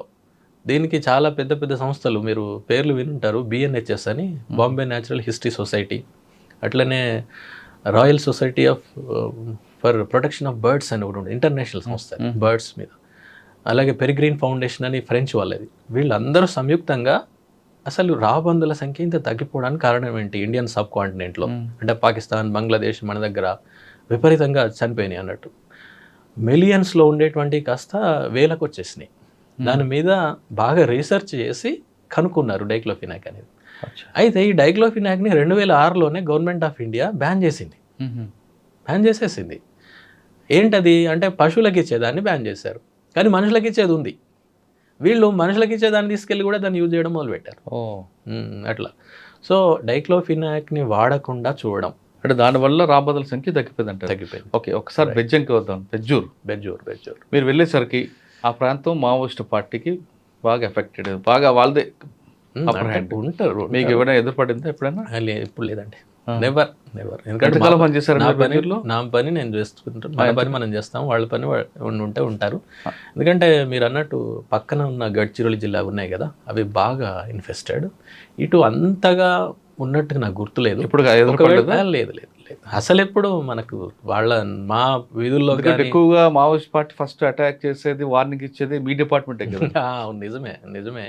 కానీ ఏంటో ఎంతకాలం పనిచేస్తారంటే ఇక్కడ బెజ్జూర్లో? సుమారు 5.5 సంవత్సరాలు చేస్తారు. ఫస్ట్ పోస్టింగ్ ఫౌండేషన్ వచ్చింది. ఎస్, నిజమే. అదంతా అక్కడ నిజంగా అక్కడ పనిచేసే వాళ్ళు కూడా, ఈవెన్ వాచర్స్ ఉంటారు, స్టాఫ్ ఉంటారు, అక్కడ చేస్తున్నటువంటి వాళ్ళు మంచి నాలెడ్జబుల్ ఉంటారు. మళ్ళీ మనతోటి అంతా తిరుగుతారు. ముఖ్యంగా ఫారెస్ట్ ఆఫీసర్ చేయాల్సిన ఏంటంటే అడవిలో తిరగాలి, అడవిలో కాలినడకన తిరగాలి. తిరిగితే మీకు నాలెడ్జ్ వస్తుంది. ఇక మిగతా వాళ్ళందరూ I don't think they will have that practical experience if they don't patrol on foot. నడవకపోతే మాత్రం అంత ఉంటుందని నేను అనుకోవట్లేదు. అయితే ఇలా నేను అక్కడ కాలినడకన ఇటు చివరి నుంచి అటు చివరికి, అటు చివరి నుంచి ఇటు చివరికి అన్నీ తిరగడం. అలాగే మంచి నాలెడ్జబుల్ పీపుల్, ఈవెన్ వాచర్లైనా కానివ్వండి, మనం చాలామందిని పట్టించుకోము, ఏదో బాగా చదువుకుంటేనే వాళ్ళకి బాగా నాలెడ్జ్ ఉంటుంది అనుకుంటారు, కానీ ప్రాక్టికల్ నాలెడ్జ్ ఇంపార్టెంట్.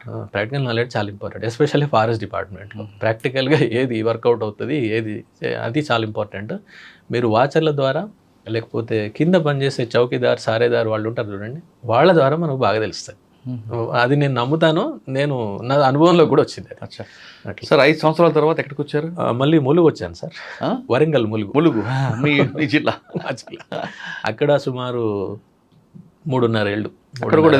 ఇక్కడ కూడా నక్సలైట్లు ఉంటారు సార్, లేకుండా ఉండరు, ఉంటారు. ములుగు ఆ ఏరియాలో ఫారెస్ట్ గెస్ట్ బ్లాస్టింగ్లు చాలా జరిగాయి కదండి? జరిగాయి. అంటే అది ఇప్పుడు కాదులేండి, మీరు చెప్పేదంతా 90ల సంగతి. మా చిన్నతనంలో విపరీతంగా వినేది ఉండేది. కానీ ములుగులో ఎంతకాలం ఉంటే 2 years? 4 ఏళ్ళు ఉన్నా సార్. 4 ఏళ్ళు ములుగు మొత్తం అంతా? లేదు, ఓన్లీ ములుగు వరకే. మాకు ఎంత సార్, 1 లేక 2 మండలాల వరకు ఉంటుంది అంతే. ఫారెస్ట్ కనుక ఎక్కువ ఉందనుకోండి, ఎక్కువ ఉండదు, 1 మండలే ఉంటుంది. ఫారెస్ట్ తక్కువ ఉందనుకోండి, 3-4 మండలాలు కూడా ఉండొచ్చు. 3-4 మండలాలు. సార్ అక్కడ మీ అచీవ్మెంట్ ఏముందండి? అక్కడంటే ఇక ముఖ్యంగా ప్రొటెక్షనేనండి. చాలా వరకు అడవులను కాపాడడం అనేదే ఇంపార్టెంట్.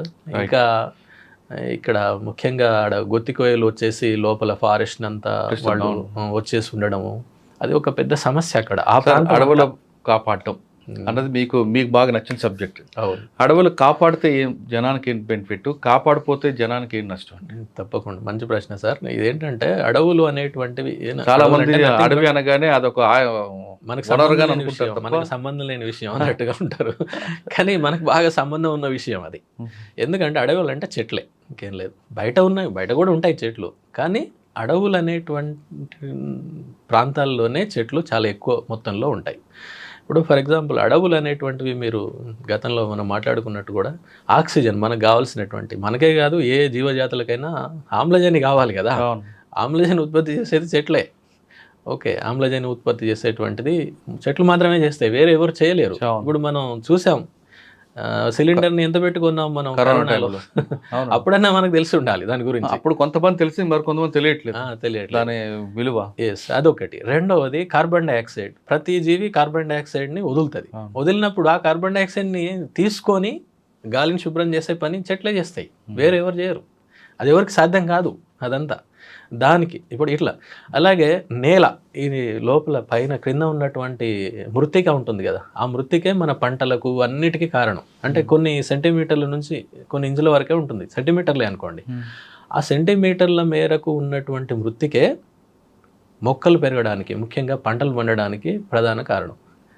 చెట్లే లేవనుకోండి, అది కొట్టుకుపోతుంది. వేల సంవత్సరాలుగా, మిలియన్ల సంవత్సరాలుగా ఏర్పడినటువంటి మృత్తిక చెట్ల యొక్క ఆచ్ఛాదన కనుక పైన లేకపోతే అది కొట్టుకుపోతుంది. అది కొట్టుకుపోయిందంటే మనం ఎన్ని కష్టాలు పడ్డా కూడా పంటలు పండవు. ఓకే, అంతేకాదు ఫారెస్ట్ ఏంటంటే జీవ వైవిధ్యం అంటాం కదా, జీవ వైవిధ్యానికి నిలవులు అనమాట. జీవ వైవిధ్యం అంతా అందులోనే ఉంటుంది. జీవ వైవిధ్యం అంటే అన్ని రకాల జంతువులు, అన్ని రకాల చెట్లు, అన్ని రకాల జాతులు ఉండడం. ఎందుకంటే ఒకదానికొకటి లింక్ అయి ఉంటాయి. ఇప్పుడు మీకు ఇందాక ఫారెస్ట్ ఈకోసిస్టంలో ఒక జంతువు చచ్చిపోతే ఒకదాని మీద ఒకటి ఏ విధంగా ఆధారపడి ఉంటుందో నేను ఒక ఉదాహరణ చెప్తాను. ఇందాక రాబందులదే. ఫర్ ఎగ్జాంపుల్ రాబందులే లేవనుకోండి, ఏమవుతుంది? మనం పడేసినటువంటి పశువుల మృతదేహాలు అలాగే పడిపోయి ఉంటాయి. దానివలన అవి కుళ్ళిపోయి వాటి అక్కడ ఉన్నటువంటి గాలి, అక్కడ ఉన్నటువంటి నేల, నీరు అంతా కూడా కలుషితమైపోతుంది. అది అన్ని జాతుల మీద ప్రభావం చూపెడుతుంది, మనం మీద కూడా ప్రభావం చూపెడుతుంది. దాంట్లో ఈ మధ్య వచ్చినటువంటివి ఏంటంటే అవి చనిపోవడం, వాటి యొక్క సంఖ్య తగ్గడం వలన ఇంకా వేరే వ్యాధుల్ని కలుగజేసే సూక్ష్మజీవుల సంఖ్య బాగా పెరిగిపోతుంది. అలాగే కుక్కల సంఖ్య బాగా పెరిగిపోతుంది. ఎందుకంటే కుక్కలు తింటున్నాయి. కుక్కలు తినడం వల్ల వాటి సంఖ్య బాగా రిప్రొడక్షన్ ఎక్కువైపోయింది. దానివల్ల రేబీస్ ఇదివరకు ఉన్న వాటికంటే కొన్ని రెట్ల రేబీస్ కేసులు వచ్చేసాయి ఈ మధ్యలో. అంటే ఒక ఆవరణ వ్యవస్థలో ఒక జీవి దాని పని అదే చేస్తుంది, అంతే. ఆ పనిని మనం చేయలేం. ఓకే, అంటే ఆవరణ వ్యవస్థలో ప్రతి జీవి చేసేటువంటి పని చాలా ముఖ్యమైనది. అట్లా ఒకటి పోతే ఆవరణ వ్యవస్థ మొత్తం దెబ్బతింటారు. కరెక్టే. అడవి ఎక్కడో దూరంగా ఉంది, నేను ఎక్కడో సిటీలో ఉన్నా. అవును, నాకు ఆ గాలితో నాకేం పని, అడుగుతారు. కానీ అవి ఎప్పుడూ కూడా ఒక దగ్గర ఉండదు. అది వాతావరణం అంటే ఏంటి సార్, మొత్తం ఒక దగ్గర నుంచి ఉన్నటువంటిది ఇంకో దగ్గరికి వచ్చేస్తుంది. ఇప్పుడు ఫర్ ఎగ్జాంపుల్ మీకు దానికి నేను సమాధానం చెప్తాను. అమెజాన్లో జరిగినటువంటి అడవులు ఆ మధ్యకాలంలో విపరీతంగా కార్చిచ్చులు అంటాం కదా, ఫారెస్ట్ ఫైర్స్ పోతే అమెరికా లాంటి దేశాలు కూడా వాటి పట్ల చాలా స్పందించి వాటిని వెంటనే ఆర్పేయాలి, వాటిని కాపాడాలి అని చెప్పేసి అక్కడ ఉన్నటువంటి దేశాల మీద చాలా ప్రెషర్ తీసుకొచ్చాయి. ఎందుకు? అక్కడ అది నాశనం అయితే వాళ్ళు మాత్రమే నష్టపోరు, ప్రపంచం మొత్తం నష్టపోతుంది. ఎందుకంటే వాతావరణం అనేది డైనమిక్, అది ఒక దగ్గరే ఉండదు. అక్కడ ఆక్సిజన్ తయారైతే పక్కకు వచ్చేస్తుంది, అది గాలిలో కదా, గాలిలో కలిసిపోతుంది కదా, మొత్తం తిరుగుతుంది అదంతా కూడా. అంటే ఒక దగ్గర జరిగినటువంటి మార్పు, ఎస్పెషల్లీ పర్యావరణమే అనుకోండి, పర్యావరణ పరంగా ఒక దగ్గర జరిగినటువంటి మార్పు అది గ్లోబల్ లెవెల్లో చూపెడుతుంది. ఓకే, నష్టం అయితే, లాభం అయితే కూడా అందరికి వస్తుంది. అవును, అట్లా. అందుకని ఇప్పుడు అమెజాన్లో జరిగినటువంటి దానికి అక్కడెక్కడో ఉన్న అమెరికా ప్రతిస్పందించిందంటే దాని అర్థం ఇదే అనమాట. ఓకే, ఇప్పుడు సిటీలో ఉన్నామండి, మాకు చెట్లు అవసరం లేదు, చెట్లు ఉండడం వల్ల కాకులు పక్షులు వాళ్తాయి, ఆ రెట్టంతా కింద పడుతుంది కాబట్టి చెట్లు వద్దు. కొంతమంది. అవును. కొంతమంది ఆ చెట్లు పెట్టడం వల్ల మా ఇంటి కింద మొక్కలు ఆ వెలుతురు రాక చచ్చిపోతున్నాయి కొంతమంది. అవును. ఆ వేరు లోపలికి పోతున్నాయి, మా ఫౌండేషన్ దెబ్బతింటది. దెబ్బతింటది కొంతమంది. మరి కొంతమంది ఆకులు ఎండి మా ఇంట్లో పడతాయి కాబట్టి చెట్లే వద్దు కంప్లైంట్స్ కూడా చేస్తూ ఉంటారండి. ఆకులు మా ఇంట్లో పడ్డాయి అని చెప్పేసి కంప్లైంట్లు చేస్తుంటారు. అంటే ఆ తరహా ఉన్న వాళ్ళకి ఏం చెప్తారు సార్? చెట్టు అంటే ఇంతసేపు మనం కాంక్రీట్ జంగిల్లో చెట్టు అవసరమా లేదా? ఇంతసేపు మనం చెప్పింది కనుక సరిగ్గా వింటే దాంట్లో జవాబు ఉంటుంది సార్. ఎందుకంటే ఇప్పుడు ఆక్సిజన్ అన్నాము, కార్బన్ డైఆక్సైడ్ అన్నాము, నేల కొట్టుకుపోతే ఆపుద్ది అన్నాము, వర్షపాతం కలుగజేస్తుంది అన్నాము. చెట్లు లేకపోతే వర్షపాతమే ఉండదు కదా, మీకు ఎక్కడి నుంచి వస్తుంది? వర్షం కలగాలంటే చెట్లు ఉండాలి ఇక్కడ తప్పనిసరి.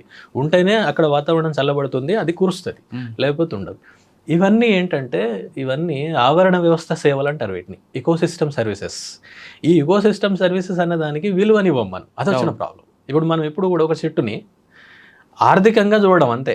ఆర్థికంగా దాన్ని కోస్తే దాని నుంచి వచ్చేటువంటి కలుపుతోటి మీరు ఏం చేస్తారు అంతే. అట్లా చూడడం కంటే ఇప్పుడు మనం ఇందాక చెప్పుకున్నటువంటి అన్నిటికీ లెక్కలేస్తే ఎంత కావాలి చెప్పండి? అది కోట్లలో ఉంటుంది.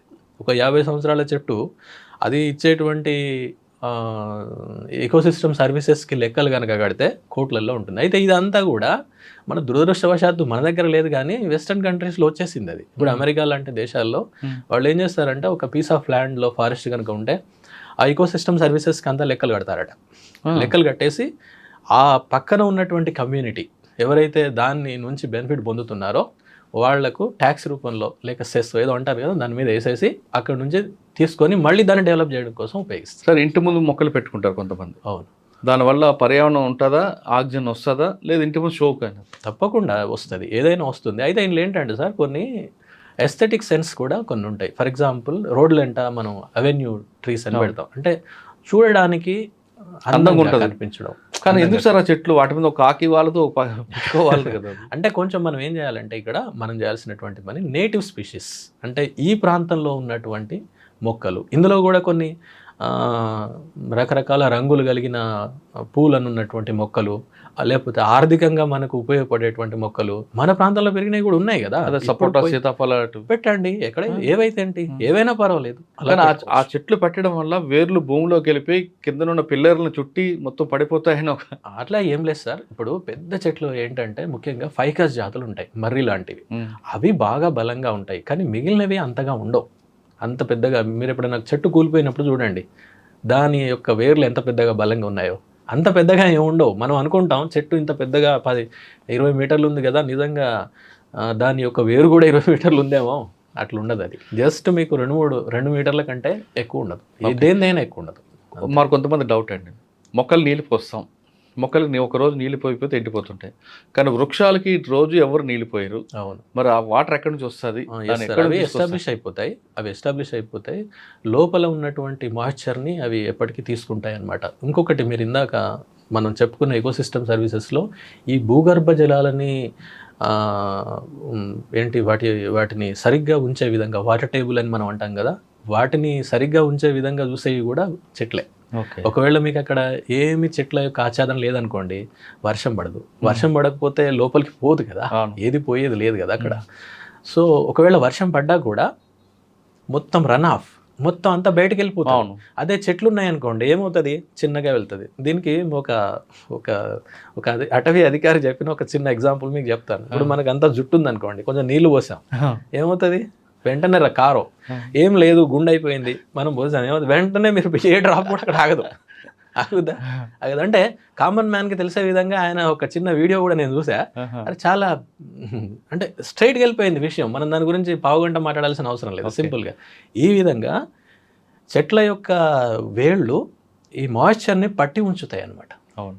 సో వచ్చే వర్షం కూడా ఆ నీటిని ఒడిసి పట్టుకునేటువంటిది, అలాగే భూమిలోకి ఇంకే విధంగా చూసేటువంటిది చెట్లే చేస్తాయి. అందులో అడవే చేస్తుంది, వేరే ఏవి చేయవు. కాబట్టి ఎక్కడైతే అడవి ఉండదో అక్కడ మీకు భూగర్భ జలాలు కూడా తక్కువ ఉండే అవకాశం ఉంటుంది. అంటే ఎక్కడైనా సరే అడవిని పోషించాలి మనం, కాపాడాలి మనం. తప్పకుండా.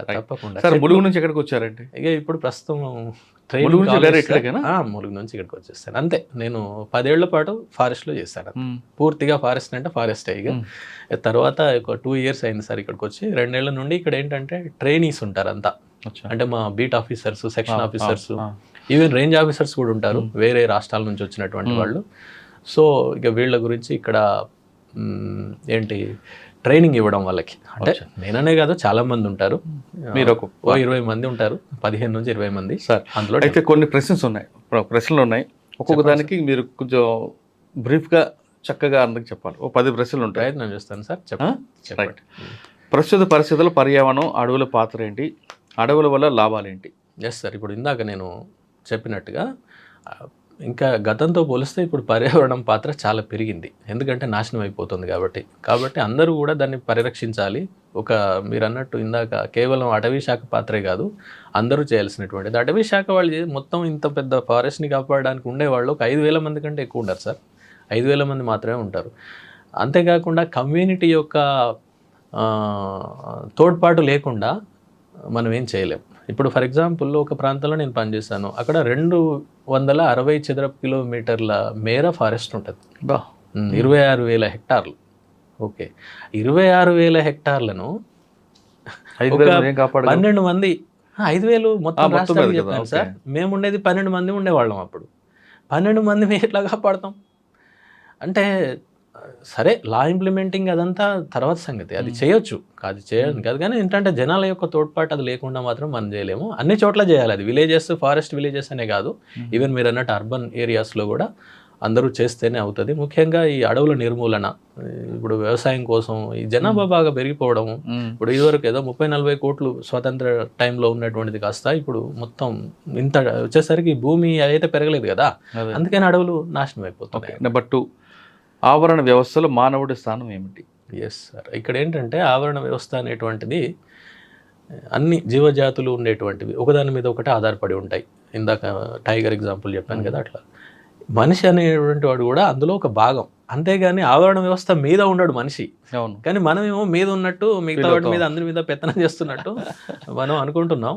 అనుకోవడం వలన కొన్ని జీవజాతులు నశిస్తున్నాయి, మొత్తానికి పోతున్నాయి. అట్లా అది మనం వాటి బాధ్యత కూడా మనదే. ఈ మధ్యలో మీరు చూసే ఉంటారు, ఒక సుప్రీంకోర్టు కేసు ఉంది మొన్న ఈ మధ్యలో, జస్ట్ వారం రోజుల క్రింద. ఒక ల్యాండ్ అది ఫారెస్ట్ భూమి అని చెప్పేసి మనకు వేరే వాళ్ళు మాది అని కోర్టుకు వెళ్ళారు, కాదని చెప్పేసి చెప్పింది. చెప్పడంతో పాటు ఏమందంటే, మనిషి అనేటువంటి వాళ్ళు, మనిషి తనకున్నటువంటి మేధో సంపత్తిని మిగతా జీవజాతులకు వాటి యొక్క సంక్షేమానికి కూడా ఉపయోగించాలి అని చెప్పింది అనమాట. అంటే అంతే కదా, మిగిలిన వాటన్నిటికంటే ఇంటెలిజెంట్ కదా మిగతా జాతుల కంటే. సో అది మన బాధ్యత అనమాట అందరూ. నెంబర్ 3, అడవులు దెబ్బతీయడానికి ప్రధాన కారణాలు ఏంటి? ముఖ్యంగా సార్, ప్రధానంగా ఈ ఒకటి ఇందాక అన్నాను కదా, వ్యవసాయం కోసం చెట్లను కొట్టేసి మొత్తం భూమి అంతా, అడవి అంతా సాఫ్ చేసేసి ఎక్కువగా చేస్తున్నటువంటి సందర్భాలు ఉన్నాయి, చాలా చోట్ల ఉన్నాయి అన్నమాట. సో అది బాగా పెద్ద కారణం, ప్రధానమైనటువంటి కారణం. అది పోడు వ్యవసాయం కావచ్చు, లేకపోతే ఛత్తీస్గఢ్ నుండి వచ్చిన కొన్ని ప్రాంతాలు, ముఖ్యంగా గోదావరి బెల్ట్లో వాళ్ళు గుత్తికోయాలని ఉంటారు, వాళ్ళు అటువైపు కొంచెం ప్రాబ్లం ఉంది అక్కడ, ఆ శాంతి భద్రత సమస్య, ఏదో సమస్యలు ఉన్నాయి అక్కడ. వాళ్ళు లేకపోతే వాళ్ళు ఇటువైపు ఎందుకు వస్తారు, ఇటు వచ్చేసి వాళ్ళు అడవిలో చేరుతారు.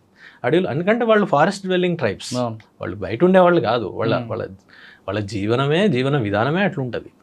వచ్చేసి వాళ్ళంతా సాఫ్ చేసేస్తారు ఉండడానికి, అట్లనే వాడు వ్యవసాయం చేయడానికి కూడా వాళ్ళు మొత్తం దాన్ని సాఫ్ చేస్తారు. దానివలన బాగా నష్టం జరుగుతోంది. కరీంనగర్ నుంచి మీకు ఖమ్మం వరకు ఇది మనకు బాగా కనిపిస్తాయి. మీరు గమనించే ఉంటారు, శ్రీనివాసరావు గారి హత్య కూడా ఆ నేపథ్యంలోనే జరిగింది. అట్లా చాలామంది ఫారెస్ట్ ఆఫీసర్స్ ప్రాణాలు కోల్పోవడం అనేటువంటిది కూడా జరుగుతుంది. ఇంకొకటి డిగ్రడేషన్ అంటే అడవి ఉంటుంది కానీ దాంట్లో ఉన్న వాల్యుబుల్ టింబర్ ఇట్లాంటివన్నీ పోతాయి. అంటే టీకి ఇట్లాంటివి స్మగ్లింగ్ ఉంటుంది చూసారా, అది అట్లనే వన్యప్రాణులు చంపడం, ఇక ఇలాంటివన్నీ అటవీ నేరాలు ఉంటుంటాయి. వీటి కారణంగా అడవులు దెబ్బతింటున్నాయి. ఓకే, నెంబర్ 4 అండి, వన్యప్రాణుల పాత్ర ఏమిటి? చాలా జాతులు అంతరిస్తున్నాయి లేదా వాటి జనాభాలు తగ్గిపోతున్నాయి, ఎందుకు? ముఖ్యంగా వన్యప్రాణులు ఏంటంటే, ఇప్పుడు ఫర్ ఎగ్జాంపుల్ మీకు ఉదాహరణ మళ్ళీ నేను టైగర్ గురించే చెప్పాల్సి వస్తుంది. టైగర్ ఉందనుకోండి, ఆ ఫారెస్ట్ అంతా ప్రొటెక్ట్ అవుతుంది అంతే. ఒక టైగర్ ఉందనుకోండి, టైగర్ చేసే పని 100 మంది కూడా చేయలేరు, అంత చేస్తుంది అనమాట. అంటే అది ఉంది అంటే ఎవరు, మీరు లోపలికి ఎవరు వెళ్ళరు, అంత ప్రొటెక్ట్ చేస్తారు. అయితే ఇక్కడ మన బాధ్యత ఏంటంటే దాన్ని మనం కాపాడాలి. ఎలా? ఇప్పుడు రకరకాలుగా మీరు దాంట్లో ఉన్న నెక్స్ట్ క్వశ్చన్ అదే ఏంటంటే, చంపుతుంటారు. ఏది రకరకాల పద్ధతులు చంపుతుంటారు. ఈవెన్ టైగర్ అనేది కూడా చంపడానికి వెనుకాడరు. ఎందుకంటే టైగర్ అనేది చాలా దాని స్కిన్, దాని అన్ని నెయిల్స్, ముస్టాష్, ఇవన్నీ ప్రతి ఒక్కటి విబ్రియా అంటారు, అవన్నీ కూడా ప్రతి ఒక్కటి చాలా వాల్యుబుల్. అంటే జనాలు అట్లా ఉంది. అంటే దాని చుట్టూ నిజానికి అవన్నీ మిత్స్ అండి, అవి మూఢనమ్మకాలు. ఇప్పుడు టైగర్ గోరు మెడలో వేసుకుంటే ఏదో అనుకుంటారు, ఏమి కాదు. పులి చర్మ మీద కూర్చొని జపం చేస్తే ఎవరు వస్తారంటారు కదా. ఇప్పుడు గోరు ఉంది కదా, ఈ గోరులో ఉన్నటువంటి పదార్థం ఓకే కెరాటిన్ అని ఉంటుంది. ఓకే, ఆ కెరాటిన్ అనేటువంటిది మనం కట్ చేసి దీన్ని ఏం చేస్తాం, డస్ట్బిన్లో ఇస్తాం, అంతేనా? అవును. ఇదే పదార్థంతో అది తయారైద్దండి. కానీ పులి గోరు మెడలో వేసుకుంటే అదే అంటారు, పులి చర్మం మీద కూర్చొని పూజ చేస్తే దేవుడు ప్రత్యక్షం అవుతాడు అంటారు కదా. అలా ఇప్పుడు అలా అనుకుంటారు కదా, మరి దీన్ని మీరు అందుకు వేస్తున్నారు అక్కడ. మనిషి గోరు కదా, మనిషి గోరు కదా, అంతే. ఇది మూఢనమ్మకాలు, మిత్స్ అనమాట అవన్నీ. ఇప్పుడు మీరు ఇందాక చెప్పారు కదా, కరెక్ట్ చెప్పారు అది. ఎందుకంటే నేను ఒక టైగర్ స్కిన్ ని సీజ్ చేశాను. సీజ్ చేసినప్పుడు అది పాపం దాన్ని చంపింది ఎక్కడంటే మహారాష్ట్రలో. స్కిన్ ని బెజూర్ వైపు పట్టుకొస్తుంటే మేము మాటేసి దాన్ని సీజ్ చేసాం, పట్టుకున్నాం. అది సేమ్ మీరు చెప్పినటువంటిదే. వాళ్ళు మేము ఎంక్వైరీ చేస్తే తెలియదు ఏంటంటే దాన్ని తీసుకెళ్ళి కూర్చొని దాని మీద కూర్చొని పూజ చేశారు. ఎందుకు, మీరు ఒక విషయం నేను చెప్తాను. మీరు ఎలాంటిదైనా తోలు లాంటిది మీరు కనుక వేసుకొని కూర్చుంటే కొద్దిసేపటికి మనకు అలా ఫీలింగ్ వచ్చేస్తుంది. ఎందుకంటే మన కండక్షన్ క్రిందికి పోదు. అంటే ఫర్ ఎగ్జాంపుల్ మీరు కొన్నిసార్లు చెప్పులు వేసుకొని స్లిప్పర్స్ వేసుకొని ఇంట్లో తిరుగుతూ ఉంటారు చూసారా, తిరిగినప్పుడు మన ఆటోమేటిక్గా మన లోపల కొంత ఎనర్జీ డెవలప్ అవుద్ది. ఆ డెవలప్ అయినప్పుడు అలా ఉన్నటువంటి వాళ్ళని కనుక మనం పట్టుకుంటే మనకు షాక్ వచ్చినట్టు అవుద్ది. మీరు గమనించినరో లేదో. ఎందుకు అవుతుంది? ఎందుకంటే వాళ్ళు వేసుకున్నటువంటి స్లిప్పర్స్ అది ఆ విద్యుత్ నిరోధకంగా ఉంటాయి, అందుకని క్రిందికి పోదు. నడుస్తున్నటువంటిప్పుడు ఏర్పడిన ఎనర్జీ వాళ్ళ బాడీలో అలాగే ఉంటుంది. ఎందుకంటే వాళ్ళు స్లిప్పర్స్ వేసుకున్నారు కదా. మీరు ఏమీ చెప్పులు లేకుండా మీరు వాళ్ళని పట్టుకున్నారు అనుకోండి, ఆ పవర్ మీ ద్వారా కిందికి పాస్ అవుతుంది. అప్పుడు మీకు ఆ షాక్ అనిపిస్తుంది. నేను ఇట్లా అనుభవించాను. కానీ కొంతమంది బెడ్షీట్లు పట్టుకుంటారు, అటువంటి వ్యక్తులు పట్టుకున్న షాక్ వస్తుంది. అంటే ఒకటండి, మన లోపల ఎనర్జీ ఏ కదలిక వలన ఇంకా వేరే కారణం వలన ఎనర్జీ కనుక ఉత్పత్తి అవుతుంది, అది సహజం. అది ఆ ఉత్పత్తి అయినటువంటిది కనుక క్రిందికి పోయే అవకాశం లేకపోతే వాళ్ళను వేరే వ్యక్తులు కనుక పట్టుకుంటే వాళ్ళు ఆ షాక్ని అనుభవిస్తారు. అంతే, దాంట్లో ఉన్న చిన్న ఫిజిక్స్ ఇది. అంతేగాని దీన్ని ఈ మూఢనమ్మకాల కారణంగా ఏమవుతుందంటే పాపం అవి చచ్చిపోతున్నాయి. అది తర్వాత సార్, వన్యప్రాణుల వధ ఎలా జరుగుతుంది? ఇవి చాలా ఇంపార్టెంట్ సార్. ఇవన్నీ కూడా చంపడం, తినడం అనేటువంటిది అనాదిగా ఉంది, లేదని కాదు. ఆది మానవుడు ఈ అన్ని సందర్భంలో ఉన్నాయి. కానీ అప్పుడు వేరు, అప్పుడు వాటి యొక్క సంఖ్య అవన్నీ కూడా చాలా ఉన్నాయి. కానీ ఇప్పుడు ఆ పరిస్థితి లేదు. కొన్ని జాతులు పూర్తిగా అంతరించే పరిస్థితికి వచ్చేసినాయి. ఇప్పుడు అన్నీ మీరేమైనా రాబందులు కానీ, లేకపోతే టైగర్ కానీ, లేక ఇతరత్ర ఉన్నటువంటి జింకలు, దుప్పులు, ఇవన్నీ వీటిని ఇప్పుడు చంపేస్తే ఇక మొత్తానికే జాతులే పోతాయి. అంటే ఇంత ఉన్న నంబర్ కాస్త ఇంతకు వచ్చేసింది. మిగిలిన వాటిని కూడా తర్వాత బుక్స్లో ఉంటాయి, బుక్స్లో ఉంటాయి, ఏముండవు. మ్యూజియంలో బొమ్మలు చూస్తాం మనం. ఓకే, వీటిని చంపడం ఎలా చేస్తారంటే బరిసెలు పట్టుకొని వెళ్ళడం, బరిసెలతోటి రాత్రి కూడా హంట్ చేయడం, లేకపోతే బాంబులు పెడతారండి చిన్న చిన్న. అంటే ముఖ్యంగా ఈ పందులు ఇట్లాంటి వాటి విషయంలో అది చిన్న మురిగిపోయిన మాంసం కానీ లేకపోతే మొక్కజొన్న వాటి కానీ అందులో బాంబు పెట్టేస్తే అది తెలియకుండా దాన్ని కొరుకుద్ది. అది కొరకడం వల్ల మొత్తం పేలిపోయి చచ్చిపోతాయి అవన్నీ కూడా. ఇలా కొన్ని చేస్తుంటారు. అన్నిటికంటే ఇప్పుడు బాగా నడుస్తున్నటువంటిది ఏంటంటే కరెంటు తీగలు వేయడం. కరెంటు తీగలు మనం అడవి పక్క నుంచి పోయేటివి ఉంటాయి కదా, కరెంట్ లైన్లు ఉంటాయి కదా, పవర్ లైన్స్. ఆ పవర్ లైన్ నుంచి దొంగతనంగా సన్నటి జిఐ వైర్ ఉంటుంది చూడండి, ఆ వైర్ని అక్కడి నుంచి పవర్ డ్రా చేసి కింద వేసేస్తారు. కింద ఒక 1/2 మీటర్ ఎత్తుతోటి సింపుల్గా ఇట్లా కర్రలు పెట్టి లేకపోతే పక్కన ఇట్లా గుంజి కట్టి ఇట్లా వేస్తారు. సాయంత్రం వేస్తారు వీళ్ళు, 5-6 ప్రాంతంలో వేసేస్తారు. ఆ దారి గుండా పోయేటువంటి ఏ యానిమల్ అయినా దానికి తగిలిందంటే షాక్ గురైతే చచ్చిపోతుంది. అలా టైగర్లు కూడా చచ్చిపోయాయి. టైగర్ చనిపోయాయి, దుప్పులు, జింకలు ఎన్నో చనిపోయాయి, పందులు చనిపోయాయి, ఈవెన్ మనుషులు కూడా చనిపోయారు, పశువులు కూడా చనిపోయాయి. ఇలా చాలా జరుగుతున్నటువంటివి అనమాట. దీన్ని మనం బాగా అరికట్టాల్సి ఉంటుంది. దీనికి పోలీస్ హెల్ప్ కూడా మేము తీసుకుంటాము. అలాగే పవర్ సప్లై చేసే పవర్ డిపార్ట్మెంట్ ఉన్నారు, ఎలక్ట్రిసిటీ. అది పెట్టడం కూడా క్రైమ్ కదండి. క్రైమ్, అది క్రైమ్. అట్లా అటువైపు నుంచి చూసినా క్రైమే. ఇటు మనుషులు చనిపోతున్నారు, పోలీసు వైపు నుంచి దొంగతనం కరెంట్ తీసుకోవడం నేరమే కదా. నేరమే ఇవన్నీ. కానీ ఇవి ఫారెస్ట్ విలేజెస్ లో జరుగుతుంటాయి ఇవన్నీ. ఈవెన్ అవగాహన లేక లేదా ఎవరు పట్టుకోరని భరోసా. అంతే, పట్టుకోవడం అని అంటే అదే తెలియదు. ఎందుకంటే వాళ్ళు ఈవినింగ్ వేస్తారు. మేమేం చేస్తుంటామంటే వాటిని అన్నిటిని ఎప్పటికీ ఎక్కడెక్కడైతే వేస్తుంటారో, అంటే అన్ని చోట్ల వేయరు, ఏదైతే లైన్ ఎక్కడ ఉంటుందో, యాక్సెసిబిలిటీ ఎక్కడ ఉంటుందో ఇవన్నీ చూస్తూ మేము ఎప్పటికప్పుడు వాటిని శానిటైజ్ చేస్తాం, తీసేయడం. లేకపోతే ఆ చేసినటువంటి వాళ్ళు ఎవరున్నారు వాళ్ళని మేము మళ్ళీ తీసుకెళ్ళి విచారించడము, ఈవెన్ కేసులు బుక్ చేయడము, పోలీస్ తోటి వాళ్ళకు కూడా కౌన్సిలింగ్ ఇప్పించడము, ఇలాంటివన్నీ నిరంతరం జరిగేటువంటి ప్రాసెస్ సార్ ఇదంతా కూడా. తర్వాత సార్, అడవులు వన్యప్రాణుల కాపాడడంలో ప్రభుత్వాలు పౌరుల బాధ్యత ఏమిటి, అటవీ శాఖ విధి ఏమిటి? ముఖ్యంగా మేము అటవీ శాఖ విధి ఏంటంటే అడవుల్ని వన్యప్రాణులు కాపాడడం, ప్రొటెక్షన్ అనేది ఏంటి మా మ్యాండేట్ అనమాట. అది మ్యాండేట్ ఉన్నదే అందుకు. రెండవది దాన్ని డెవలప్ చేయాలి, ఉన్నటువంటి అడవిని అంటే రకరకాల పనులు చేయడం ఇట్లాంటివి చేస్తాం. ఇదే ప్రభుత్వాలు ప్రజల విషయానికి వస్తే మీరు చూసే ఉంటారు, రాజ్యాంగంలోనే ఉంది ఆర్టికల్ 48 and 51లో, ఆదేశిక సూత్రాల్లో ఉంటుంది. అది ఆదేశ సూత్రాల్లో ఉంటుంది. ప్రాథమిక విధి కూడా వీటిని కాపాడడం అనేది సిటిజన్స్, పౌరుల విధి అంటే కేవలం వాళ్ళెవరో చేస్తారని కాదు, క్లియర్గా మీకు అడవులు వన్యప్రాణులను కాపాడాలి అని రాసి ఉంటుంది దాంట్లో. అలాగే డైరెక్టివ్ ప్రిన్సిపల్స్లో కూడా ఆదేశిక సూత్రాలు ఉంటాయి కదా, తప్పనిసరి ప్రభుత్వాలు దీన్ని కాపాడడానికి అన్ని రకాల చర్యలు తీసుకోవాలి అనేటువంటిది కూడా ఉంటుందన్నమాట. సో వీటిని ప్రాధాన్యత రంగంగా దీన్ని గుర్తించాలి. అంటే ఏమైనా ఇప్పుడు మనం కేవలం ప్రభుత్వాల బాధ్యత కాదు, ప్రతి మనిషి తనని ఏ విధంగా కాపాడుకుంటున్నాడో ఆ విధంగా అడవిని కాపాడే బాధ్యత ఉంది. లేకపోతే మీకు రాను పీల్చడానికి కూడా దొరకదు, గాలి కూడా కొనుక్కోవాలి, నీరు కొనుక్కున్నట్లు దొరకదు. అలాంటి పరిస్థితులు వస్తాయి. ఓకే సార్, చెట్లు నరికివేత, జంతువుల వేట విషయాల్లో చట్టం ఏం చెప్తుంది? ఎస్ సార్, ఇప్పుడు జంతువుల వధ విషయంలో చాలా స్ట్రాంగ్గా ఉంటాయి సార్. మీరు వినే ఉంటారు, చాలా పెద్ద పెద్ద పవర్ఫుల్ పీపుల్ కూడా వన్యప్రాణుల వేటలో జైలుకి వెళ్ళిన సందర్భాలు మనం ఎన్నో చూసాం కదా, చాలా పెద్ద పెద్ద ప్రముఖులు. ఇక అలాంటి అంత పెద్ద ప్రముఖమైన వ్యక్తులే 20 ఏళ్ళుగా కోట్ల చుట్టూ తిరుగుతున్నప్పుడు ఒకసారి ఆలోచించాలి, సామాన్య జనాలు ఎంత ఇబ్బంది పడతారు. చెట్టు ఉందండి ఇంటి ముందు, అది తీసేయండి అంటాడు ఒక ఆయన వచ్చి. దాని చెట్టు నరకాలంటే ఒక సిస్టమ్ ఉంది. ఆ ప్రొసీజర్ ఏం చెప్పి అయితే ఏంటంటే సార్, ఫారెస్ట్ లో కనుక నరికితే అది అటవీ చట్టం వస్తుంది, అటవీ చట్టం. అదే ఫారెస్ట్ కాకుండా బయట ఉందనుకోండి, ఫారెస్ట్ భూమి కాకుండా అది పట్టణం కావచ్చు, ఇంకా వేరే ప్రాంతాలు ఏవైనా అవుతే దానికి ఏంటంటే వాల్టా అని ఒక చట్టం ఉంటుంది. ఆ వాల్టా చట్టం ప్రకారం మీరు తప్పనిసరి అనుమతి తీసుకోవాలి. అనుమతి తీసుకున్నట్టయితే మీ పైన జరిమానా విధించబడుతుంది. అదే అడవిలో అనుకోండి, అడవిలో కనుక ఫారెస్ట్ కనుక నరికేస్తే సంవత్సరం నుండి 3 సంవత్సరాల వరకు వాళ్ళకి జైలు శిక్ష కూడా విధించవచ్చు. ఇది జరిమానాతో పాటు. సార్, ఇప్పుడు వాల్టా చట్టాన్ని వాల్టా డిపార్ట్మెంట్ని అప్రూవ్ చేయాలంటే ఏం చేయాలి? అంటే సంబంధించిన రెవెన్యూ అధికారులు ఇక ఫారెస్ట్ పీపుల్ వాళ్ళ నుండి అనుమతి తీసుకోవాలి సార్, తీసుకొని చేయొచ్చు. అంటే అది ఏ విధంగా మీకు బాగా ఇబ్బంది పడుతుంది, ఓకే, దానికి ఏం చేస్తారంటే మీకు అనుమతి ఇస్తారు. అనుమతి ఇవ్వడంతో పాటు వాళ్ళు చేసేటువంటి కొన్ని కండిషన్స్ ఉంటాయి, మళ్ళీ మీరు కొన్ని మొక్కలు పెట్టాలి.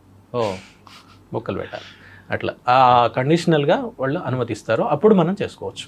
అది కూడా అన్ని జాతులు కాదు, కొన్ని జాతులకి ఇస్తారు, కొన్ని ఎగ్జామ్టెడ్ ఉంటాయి, దానికి మనం ఎగ్జామ్టెడ్ మనం చేసుకోవచ్చు. సార్, మానవ వన్యప్రాణ సంఘర్షణ ఎందుకు ఏర్పడుతుంది? అదే సార్, ముఖ్యంగా ఏంటంటే అడవులు నాశనం కావడం, అడవులు ఉన్నటువంటివి కాస్త వాటి క్వాలిటీ దెబ్బతినడం వల్ల ఇవి బయటకు వచ్చేస్తున్నాయి. వాటి ఆహారం కొన్ని చోట్ల మీకు చెప్తాను. ఇప్పుడు ఇండోనేషియా లాంటి దేశాల్లో అడవి పుల్ల సంఖ్య బాగా తగ్గిపోయింది. ఎందుకు తగ్గిపోయింది అని రీసెర్చ్ చేసి తెలిస్తే ఏమైంది తెలుసా? టైగర్స్ వేటినైతే తింటాయో వాటిని వేటాడి వీళ్ళు తినేశారు. అంటే వీళ్ళు తిని సరిపోక అంటే దాన్ని ఏమంటారు, ప్రే బేస్ తగ్గిపోవడం వలన టైగర్స్ బయటకు వచ్చేస్తాయి. ఎస్, అంటే ఇలా కారణాలు రకరకాలుగా ఉంటాయి. అంటే ఆవాసం దెబ్బతినడం కావచ్చు, ముఖ్యంగా ప్రధానంగా ఆవాసం దెబ్బతినడమే. ఇప్పుడు దాని యొక్క అడవిని మనం వ్యవసాయం కోసమో ఇంకా ఇతరత్ర వాటి గురించి మనం నాశనం చేస్తున్నాం అనుకోండి, మరి అవి ఎక్కడ ఉంటాయి, బయటకు వచ్చేస్తాయి. అట్లా. అలాగే మనం రకరకాల అవసరాల కోసం ఫారెస్ట్ని ఉపయోగించుకోవడం సార్. ఓకే, అంటే కొన్ని కలప కోసం, కలపేతర, ఇప్పుడు ఫర్ ఎగ్జాంపుల్ తునికాకు, లేకపోతే చీపురు, లేకపోతే రకరకాల గమ్స్, వీటన్నిటి గురించి కూడా ఆ చుట్టుప్రక్కల ఉన్నటువంటి వాళ్ళు వాటి మీద ఆధారపడతారు. ఉంటాయి, వాళ్ళకు కూడా ఉంటాయి. అలాంటి సందర్భంలో కూడా గతంలో అంత పెద్దగా జరిగేటివి కాదు, కానీ ఇప్పుడు ఆవాసం దెబ్బతినడం కారణంగా ఇవి కొన్ని జరుగుతున్నాయి. సార్, పులులు, చిరుతలు, ఎలుగుబంట్లు, ఏనుగులు వంటి జంతువుల వలన సంఘర్షణ తలెత్తినప్పుడు, శాకాహార జంతువుల వలన నష్టం కలిగినప్పుడు ఏం చేయాలి? సార్ ఇదేంటంటే ఒకవేళ మనకు 2-3 రకాలుగా ఉంటాయి సార్ ఈ ప్రాబ్లమ్స్. ఒకటి ఆ యానిమల్ వలన ఇంజూరీ కావడం, మనుషులు ఇంజూరీ కావడం. రెండవది చనిపోవడం కూడా జరుగుతుంది. ఇంకొకసారి కొన్ని అవయవాలు కోల్పోవడం అలా జరుగుతుంది. లేక పంటల డ్యామేజ్ కూడా జరుగుతుంది. పందులు వచ్చేస్తాయి, విపరీతంగా నాశనం చేసేసి వెళ్ళిపోతాయి. సో ఇది జరిగినప్పుడు ఏనుగులు వస్తాయి, చెరుకు పంట నాశనం జరుగుతాయి. ఇప్పుడు మొన్న అక్కడ దాకా ఏనుగు ఒకటి ఇదే బెజూర్ ప్రాంతంలోనే పెంచుకలపేట రేంజ్ అని ఉంటుంది. 3 రేంజెస్ దాటుకుంటూ ఒకవైపు నుండి ఎంటర్ అయ్యి ఇంకో వైపు నుండి వెళ్ళిపోయింది. ఈ వెళ్ళిపోయే క్రమంలో 2 చంపేసింది. అది 2 చనిపోయారు, 2 ప్రాణాలు పోయినాయి పాపం. ఎందుకంటే అక్కడ ఏనుగు టాపిక్ వచ్చింది కాబట్టి, ఏనుగు చంపడం అనేది సాధారణంగా చేయదు. అవును, ఏ జంతువు అయినా సరే తన ప్రాణాన్ని కాపాడుకోవాలనే ఉద్దేశం ఉంటుంది తప్ప మనుషుల మీద అటాచ్ చేయడం ఉంటుంది.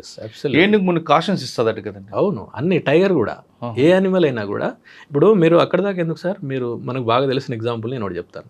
ఇప్పుడు మీరు కుక్కలు ఉన్నాయి అక్కడ, ఓకే, మనం వెళ్తున్నాం, మనం మరీ దగ్గరికి వెళ్ళామనుకోండి, అది వెంటనే మన మీద పడేమి కరవదు. అది ఫస్ట్ అది మనకు గుర్రమంటది, అది వార్నింగ్ ఇస్తుంది. అప్పుడు మనం ఎక్కడో మాట్లాడుతూ ఉంటాం, ఏ మొబైల్లో చూస్తూ ఉంటాం, మనం ఏమి పట్టించుకోం దాన్ని. అంటే జనరల్గా మన హ్యూమన్ టెండెన్సీ అది, నేను పర్సన్ అనట్లేదు. అయినా చూడకుండా దాని దగ్గరికి వెళ్ళిపోతాం, మీద పడితే.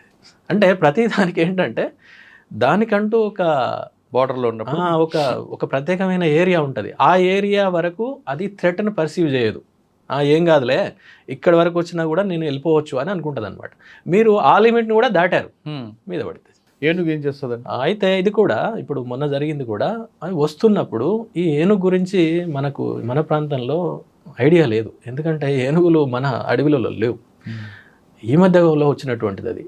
బహుశా కొన్ని దశాబ్దాలు శతాబ్దాల చిత్తూరు, శ్రీకాకుళం ఇటువైపు ఉంటాయి. మన దగ్గర ఒకప్పుడు ఉన్నాయేమో మరి మనకు తెలియదు. ఎందుకంటే మన టెంపుల్స్ మీద మనం కథలు చెప్పుకునేటప్పుడు, లేకపోతే హిస్టరీ చెప్పుకునేటప్పుడు మనం చదువుతాం వీటన్నిటి, రాజులు ఇంతగా పెంచేవాళ్ళు అది ఇది అని చెప్పేసి. బహుశా మరి అప్పుడు ఉన్నాయేమో మనకు తెలియదు, రికార్డ్స్ మనకు తెలియదు. కానీ బహుశా నేను అనుకుంటున్నా ఇప్పుడు అవి ఛత్తీస్గఢ్లో ఉన్నాయి. యాక్చువల్గా ఛత్తీస్గఢ్ నుండి మహారాష్ట్రకు వచ్చేసినాయి. మహారాష్ట్ర నుంచి మనకు ఆనుకొనే ఉంది బెజూర్, కాగజ్ నగర్, దానికి ఆనుకొనే ఉంటుంది. సో మళ్ళీ దాని యొక్క విస్తరణ, దాని యొక్క ఏరియా విస్తరణలో భాగంగా వచ్చినాయా మనకు తెలియదు. దాన్ని స్టడీ చేస్తే తప్ప మనకు అర్థం కాదు. అయితే ఈ ఏనుగు రావడంతో ఇక్కడ ఏంటంటే వీళ్ళకు పాపం తెలియదు ఏనుగు అనేటువంటి విషయం, దాన్ని ఎట్లా హ్యాండిల్ చేయాలో తెలియదు. ఈవెన్ టైగర్ తెలుసు, టైగర్ గురించి వచ్చినప్పుడు మనం ఎట్లా కాపాడుకోవాలనేది వాళ్ళకి ఐడియా ఉంది, కామన్ పీపుల్కి. కానీ దీని గురించి ఐడియా లేకపోవడం వల్ల తక్కువ అంచనా వేశారు దాన్ని. అది కాకుండా యానిమల్ చాలా పెద్దగా ఉంటుంది, మనం దగ్గరకు వచ్చేసరికి మనం వెళ్ళిపోవచ్చులే, అలా కొన్ని మిస్కన్సెప్షన్స్ ఉన్నాయన్నమాట. వాటి కారణంగా వాళ్ళు ఒకరైతే ఫోటో తీస్తున్నారు దాన్ని. సో ఇక అది unfortunately really it's a great. ఏనుగు ఎదురు పడినప్పుడు ఏం చేయాలి, ఎలా తప్పించుకోవాలి? అంటే జనరల్గా సార్ మనం ఎప్పుడు కూడా కొన్ని 100 మీటర్లు మనం దానికి దూరంగానే ఉండాలి. ఎందుకంటే అది వైల్డ్ యానిమల్. వైల్డ్ యానిమల్ ఎలా బిహేవ్ చేస్తుంది అనేది మనం ఎప్పుడు కూడా చెప్పలేం. Few hundreds of meters you should be away from it. So దాన్ని మనం ఎప్పుడు కూడా డిస్టర్బ్ చేయకూడదు. దాని మానసిక స్థితి ఎలా ఉంది ఏంటనేది మనకు తెలియదు. ఇప్పుడు పక్క ఉన్న మనుషుల సివిలైజ్డ్ పీపుల్ యొక్క మెంటాలిటీనే మనం ఒక్కొక్కసారి అంచనా వేయలేము. అలాంటిది it is a wild animal. Wild animal యొక్క అది ఎలా ఉందో తెలియదు. మళ్ళీ అదేంటంటే ముఖ్యంగా మొన్న వచ్చినటువంటిది మస్తులో ఉంది అంటారు. మస్త్ అనేటువంటిది ఒక టెండెన్సీ అనమాట. అది ఎప్పుడంటే కొన్ని మగ ఏనుగుల్లో ఇప్పుడు మన కౌమార దశలో ఉన్న పిల్లలు ఎట్లయితే బిహేవ్ చేస్తారో అప్పుడు అవి కొంచెం అబ్నార్మల్గా బిహేవ్ చేస్తాయి. నార్మల్ బిహేవియర్ కాకుండా అబ్నార్మల్గా ఉన్నప్పుడు అది ఎలా బిహేవ్ చేస్తాయి అనేది మనం యూ కెనాట్ ప్రెడిక్ట్. సో ఏదైనా జరగచ్చు. సో అలా కూడా ఉండొచ్చు అని కొంతమంది దానిపైన పనిచేసినటువంటి వాళ్ళు అన్నారు. అదే అయి ఉండొచ్చు, లేక అది ఏరియాని సెర్చ్ చేసుకోవడానికి కూడా కావచ్చు. అంటే నెక్స్ట్ వాటి యొక్క ఏరియా విస్తరణలో భాగంగా కూడా చూసి ఉండొచ్చు. ఇలా రకరకాల. ఇప్పుడు మీరు చెప్పారు కదా ఛత్తీస్గఢ్ నుంచి మహారాష్ట్ర మీద వచ్చింది. ఎస్, అంటే నెక్స్ట్ గుంపు వచ్చే అవకాశం ఉంది అంటారు? ఉండొచ్చు సార్. అందుకనే మా వాళ్ళు అటవీ శాఖ దీనిపైన మంచి ఏంటి ఒకవేళ వస్తే మనం ఏం చేయాలి, దీనిపైన 2-3 వర్క్షాప్స్ కూడా పెట్టారు, మీటింగ్స్ పెట్టారు. మనం ఏం చేయాలనే దాని మీద జరుగుతున్నాయి కొన్ని. ఓకే సార్, కొత్త ఎక్స్పీరియన్స్. ఫైనల్గా అడవుల సంరక్షణకు మనం ఏం చేయాలి? అందరూ చేయాలి, ప్రభుత్వాలు ఏం చేయాలి, ప్రజలు ఏం చేయాలి? ప్రభుత్వాలు దీన్ని ప్రాధాన్యత కలిగిన రంగంగా దీన్ని గుర్తించాలి. అంటే ఇప్పుడు మనం పోలీస్, రెవెన్యూ ఇంకా ఎట్సెట్రా వాటికి ఇచ్చినటువంటి ప్రాధాన్యత ఎప్పుడు చూసినా అవి ముందు ఉంటాయి. అవును, ఫారెస్ట్ అనగానే ఎక్కడో ఉంటుంది అది చివర. అలా కాకుండా, ఎందుకంటే ఎకోసిస్టమ్ ఆధారంగా మనం గాలి, నీళ్లు ఇట్లాంటివన్నీ కేవలం కలప డబ్బులే కాకుండా ఇట్లా ఆలోచించినప్పుడు చాలా ముఖ్యమైనటువంటి వనరు కాబట్టి దాన్ని ఏ పేరుతోనైనా దాన్ని నాశనం జరగకుండా జరిగేటువంటి దాన్ని ఆపాలి, దాన్ని రక్షించాలి. అలాగే కొన్ని నశిస్తున్నటువంటి జాతులు, ఫర్ ఎగ్జాంపుల్ రాబందులే అనుకోండి, ఇంకా వేరే ఏవైనా టైగర్సే అనుకోండి, వీటి గురించి చాలా మంచి సంరక్షణ చర్యలు బాగా చేపట్టాలి. ముఖ్యంగా అవి ఖాళీలు ఉంటున్నాయి బాగా. ఇప్పుడు మీరు చూసారు కదా, 5,000 మంది ఉంటాయి. 5,000 కాదు, కనీసం 10,000 మంది అయినా మినిమం ఉండాలి. చాలా చోట్ల ఖాళీలు ఉంటాయి. అలా ఖాళీలు ఉండకుండా అంతా నింపేసి వీళ్ళకు ట్రైనింగ్స్ ఇట్లాంటివి ఇవ్వడము, దీన్ని కొంచెం స్ట్రెంథన్ చేయాలి సార్. స్ట్రెంథన్ కనుక చేస్తే తప్పకుండా ఉంటుంది. అలాగే ప్రజల్లో కూడా అవగాహన కల్పించాలి. మీరు మొదలుపెట్టిన దాంతో నేను ఏం చేస్తాను, అవగాహన అనేది చాలా ఇంపార్టెంట్ అన్ని చోట్ల. ఇప్పుడు మనం చిన్న చిన్న వాటికే ఎంతో, ఇప్పుడు ఒక చిన్న సబ్బో, టూత్పేస్ట్ ఉందనుకోండి, దాని మీద ఎంత ఖర్చు పెడతారు అడ్వర్టైజ్మెంట్ కోసం, లెక్కలేనంత ఖర్చు పెడతారు. మనకు తెలియకుండానే అది కొనిస్తాం వెళ్ళి. ఆ చిన్నది అది ఉన్నా లేకపోయినా పెద్ద it doesn't make any difference. But ఇంత పెద్ద విషయం ఇది. దీని గురించి కూడా రకరకాల మాధ్యమాల ద్వారా అవగాహన జనాల్లో కానీ అందరిలో సార్, నాట్ ఓన్లీ ఏది కామన్ పీపుల్ అని కాదు, ఈవెన్ ఎడ్యుకేటెడ్ చదువుకున్న వాళ్ళు కూడా, ఈవెన్ ఉద్యోగస్తులు కూడా, పోతే ఏమవుతుంది దాన్ని పోవడం వల్ల, రోడ్ వేసేస్తున్నాం, మాకు వస్తుంటాయి సమస్యలు, రోడ్ వైడనింగ్ అంటారు, ఏమైందండి అది పోతే పోయింది, వేయనివ్వండి అని మా కొంతమంది అధికారులు వాళ్ళు కూడా మా పైన ప్రెషర్ తీసుకొచ్చిన సందర్భాలు బోలెడు ఉన్నాయి. అలా చాలా తెలియదు వాళ్ళకి దాని గురించి. అంటే ఎప్పుడూ కూడా హ్యూమన్ సెంట్రిక్గానే ఆలోచిస్తూ ఉంటారు. కానీ ఇక్కడ చెట్లు, జంతువులు అనేవి కూడా, చెట్లు జంతువుల గురించి మాత్రమే మనం పనిచేయడం కాదు, మనుషుల గురించే పనిచేయడం. మనుషుల గురించే చెట్లను, జంతువులను కాపాడాలి. ఓకే, మనుషుల గురించి. ఫైనల్ ఇంకో క్వశ్చన్ అండి, ఈ డిపార్ట్మెంట్లోకి రావాలనుకున్న వాళ్ళకి మీరు ఇచ్చే మెసేజ్ ఏంటి? చాలా మంచి డిపార్ట్మెంట్ సార్ యాక్చువల్గా. అంటే ఇంత పెద్ద ఏమంటారు, ఆ చెట్లు, జంతువులు అనేవి మాట్లాడవు కదా. అవును, వాటి తరఫున మనం మాట్లాడాలంటే you are definitely a voice for the voiceless, తప్పకుండా. కాకపోతే ఏంటంటే ఇక్కడ చాలా రిస్క్ కూడా ఉంటాయి, ఛాలెంజింగ్ ఉంటుంది, అంత ఈజీ ఏం కాదు మనం అనుకున్నట్టు. ఏదో మీరు ఎడ్యుకేషన్ డిపార్ట్మెంటో లేకపోతే ఇంకా ఎన్నో డిపార్ట్మెంట్స్ ఉన్నాయి. అంటే అఫ్ కోర్స్ అందులో ఉన్న సాధక బాధకాల గురించి నేను ఎక్కువ మాట్లాడలేను. కానీ ఇది ఏంటంటే ఇది ఓపెన్ రిసోర్స్ సార్. ఇది ఓపెన్ రిసోర్స్. ఎవ్రీబడి, ప్రతి ఒక్కరూ నాదే అనుకుంటారు, కానీ దానికి ఎవరు ఏం చేయరు. ఇది మా ఆడే అంటారు. మరి ఆడే కరెక్టే, మరి మీరేం చేస్తున్నారు అడవిని దాన్ని కాపాడడానికి? దాంట్లో ఉన్నటువంటి మనం తీసుకుంటాం. సరే, దగ్గర ఉన్నటువంటి సముదాయాలు, సమాజాలు వాటి మీద ఆధారపడడం తప్పేం కాదు, కానీ దాన్ని నాశనం చేయకూడదు.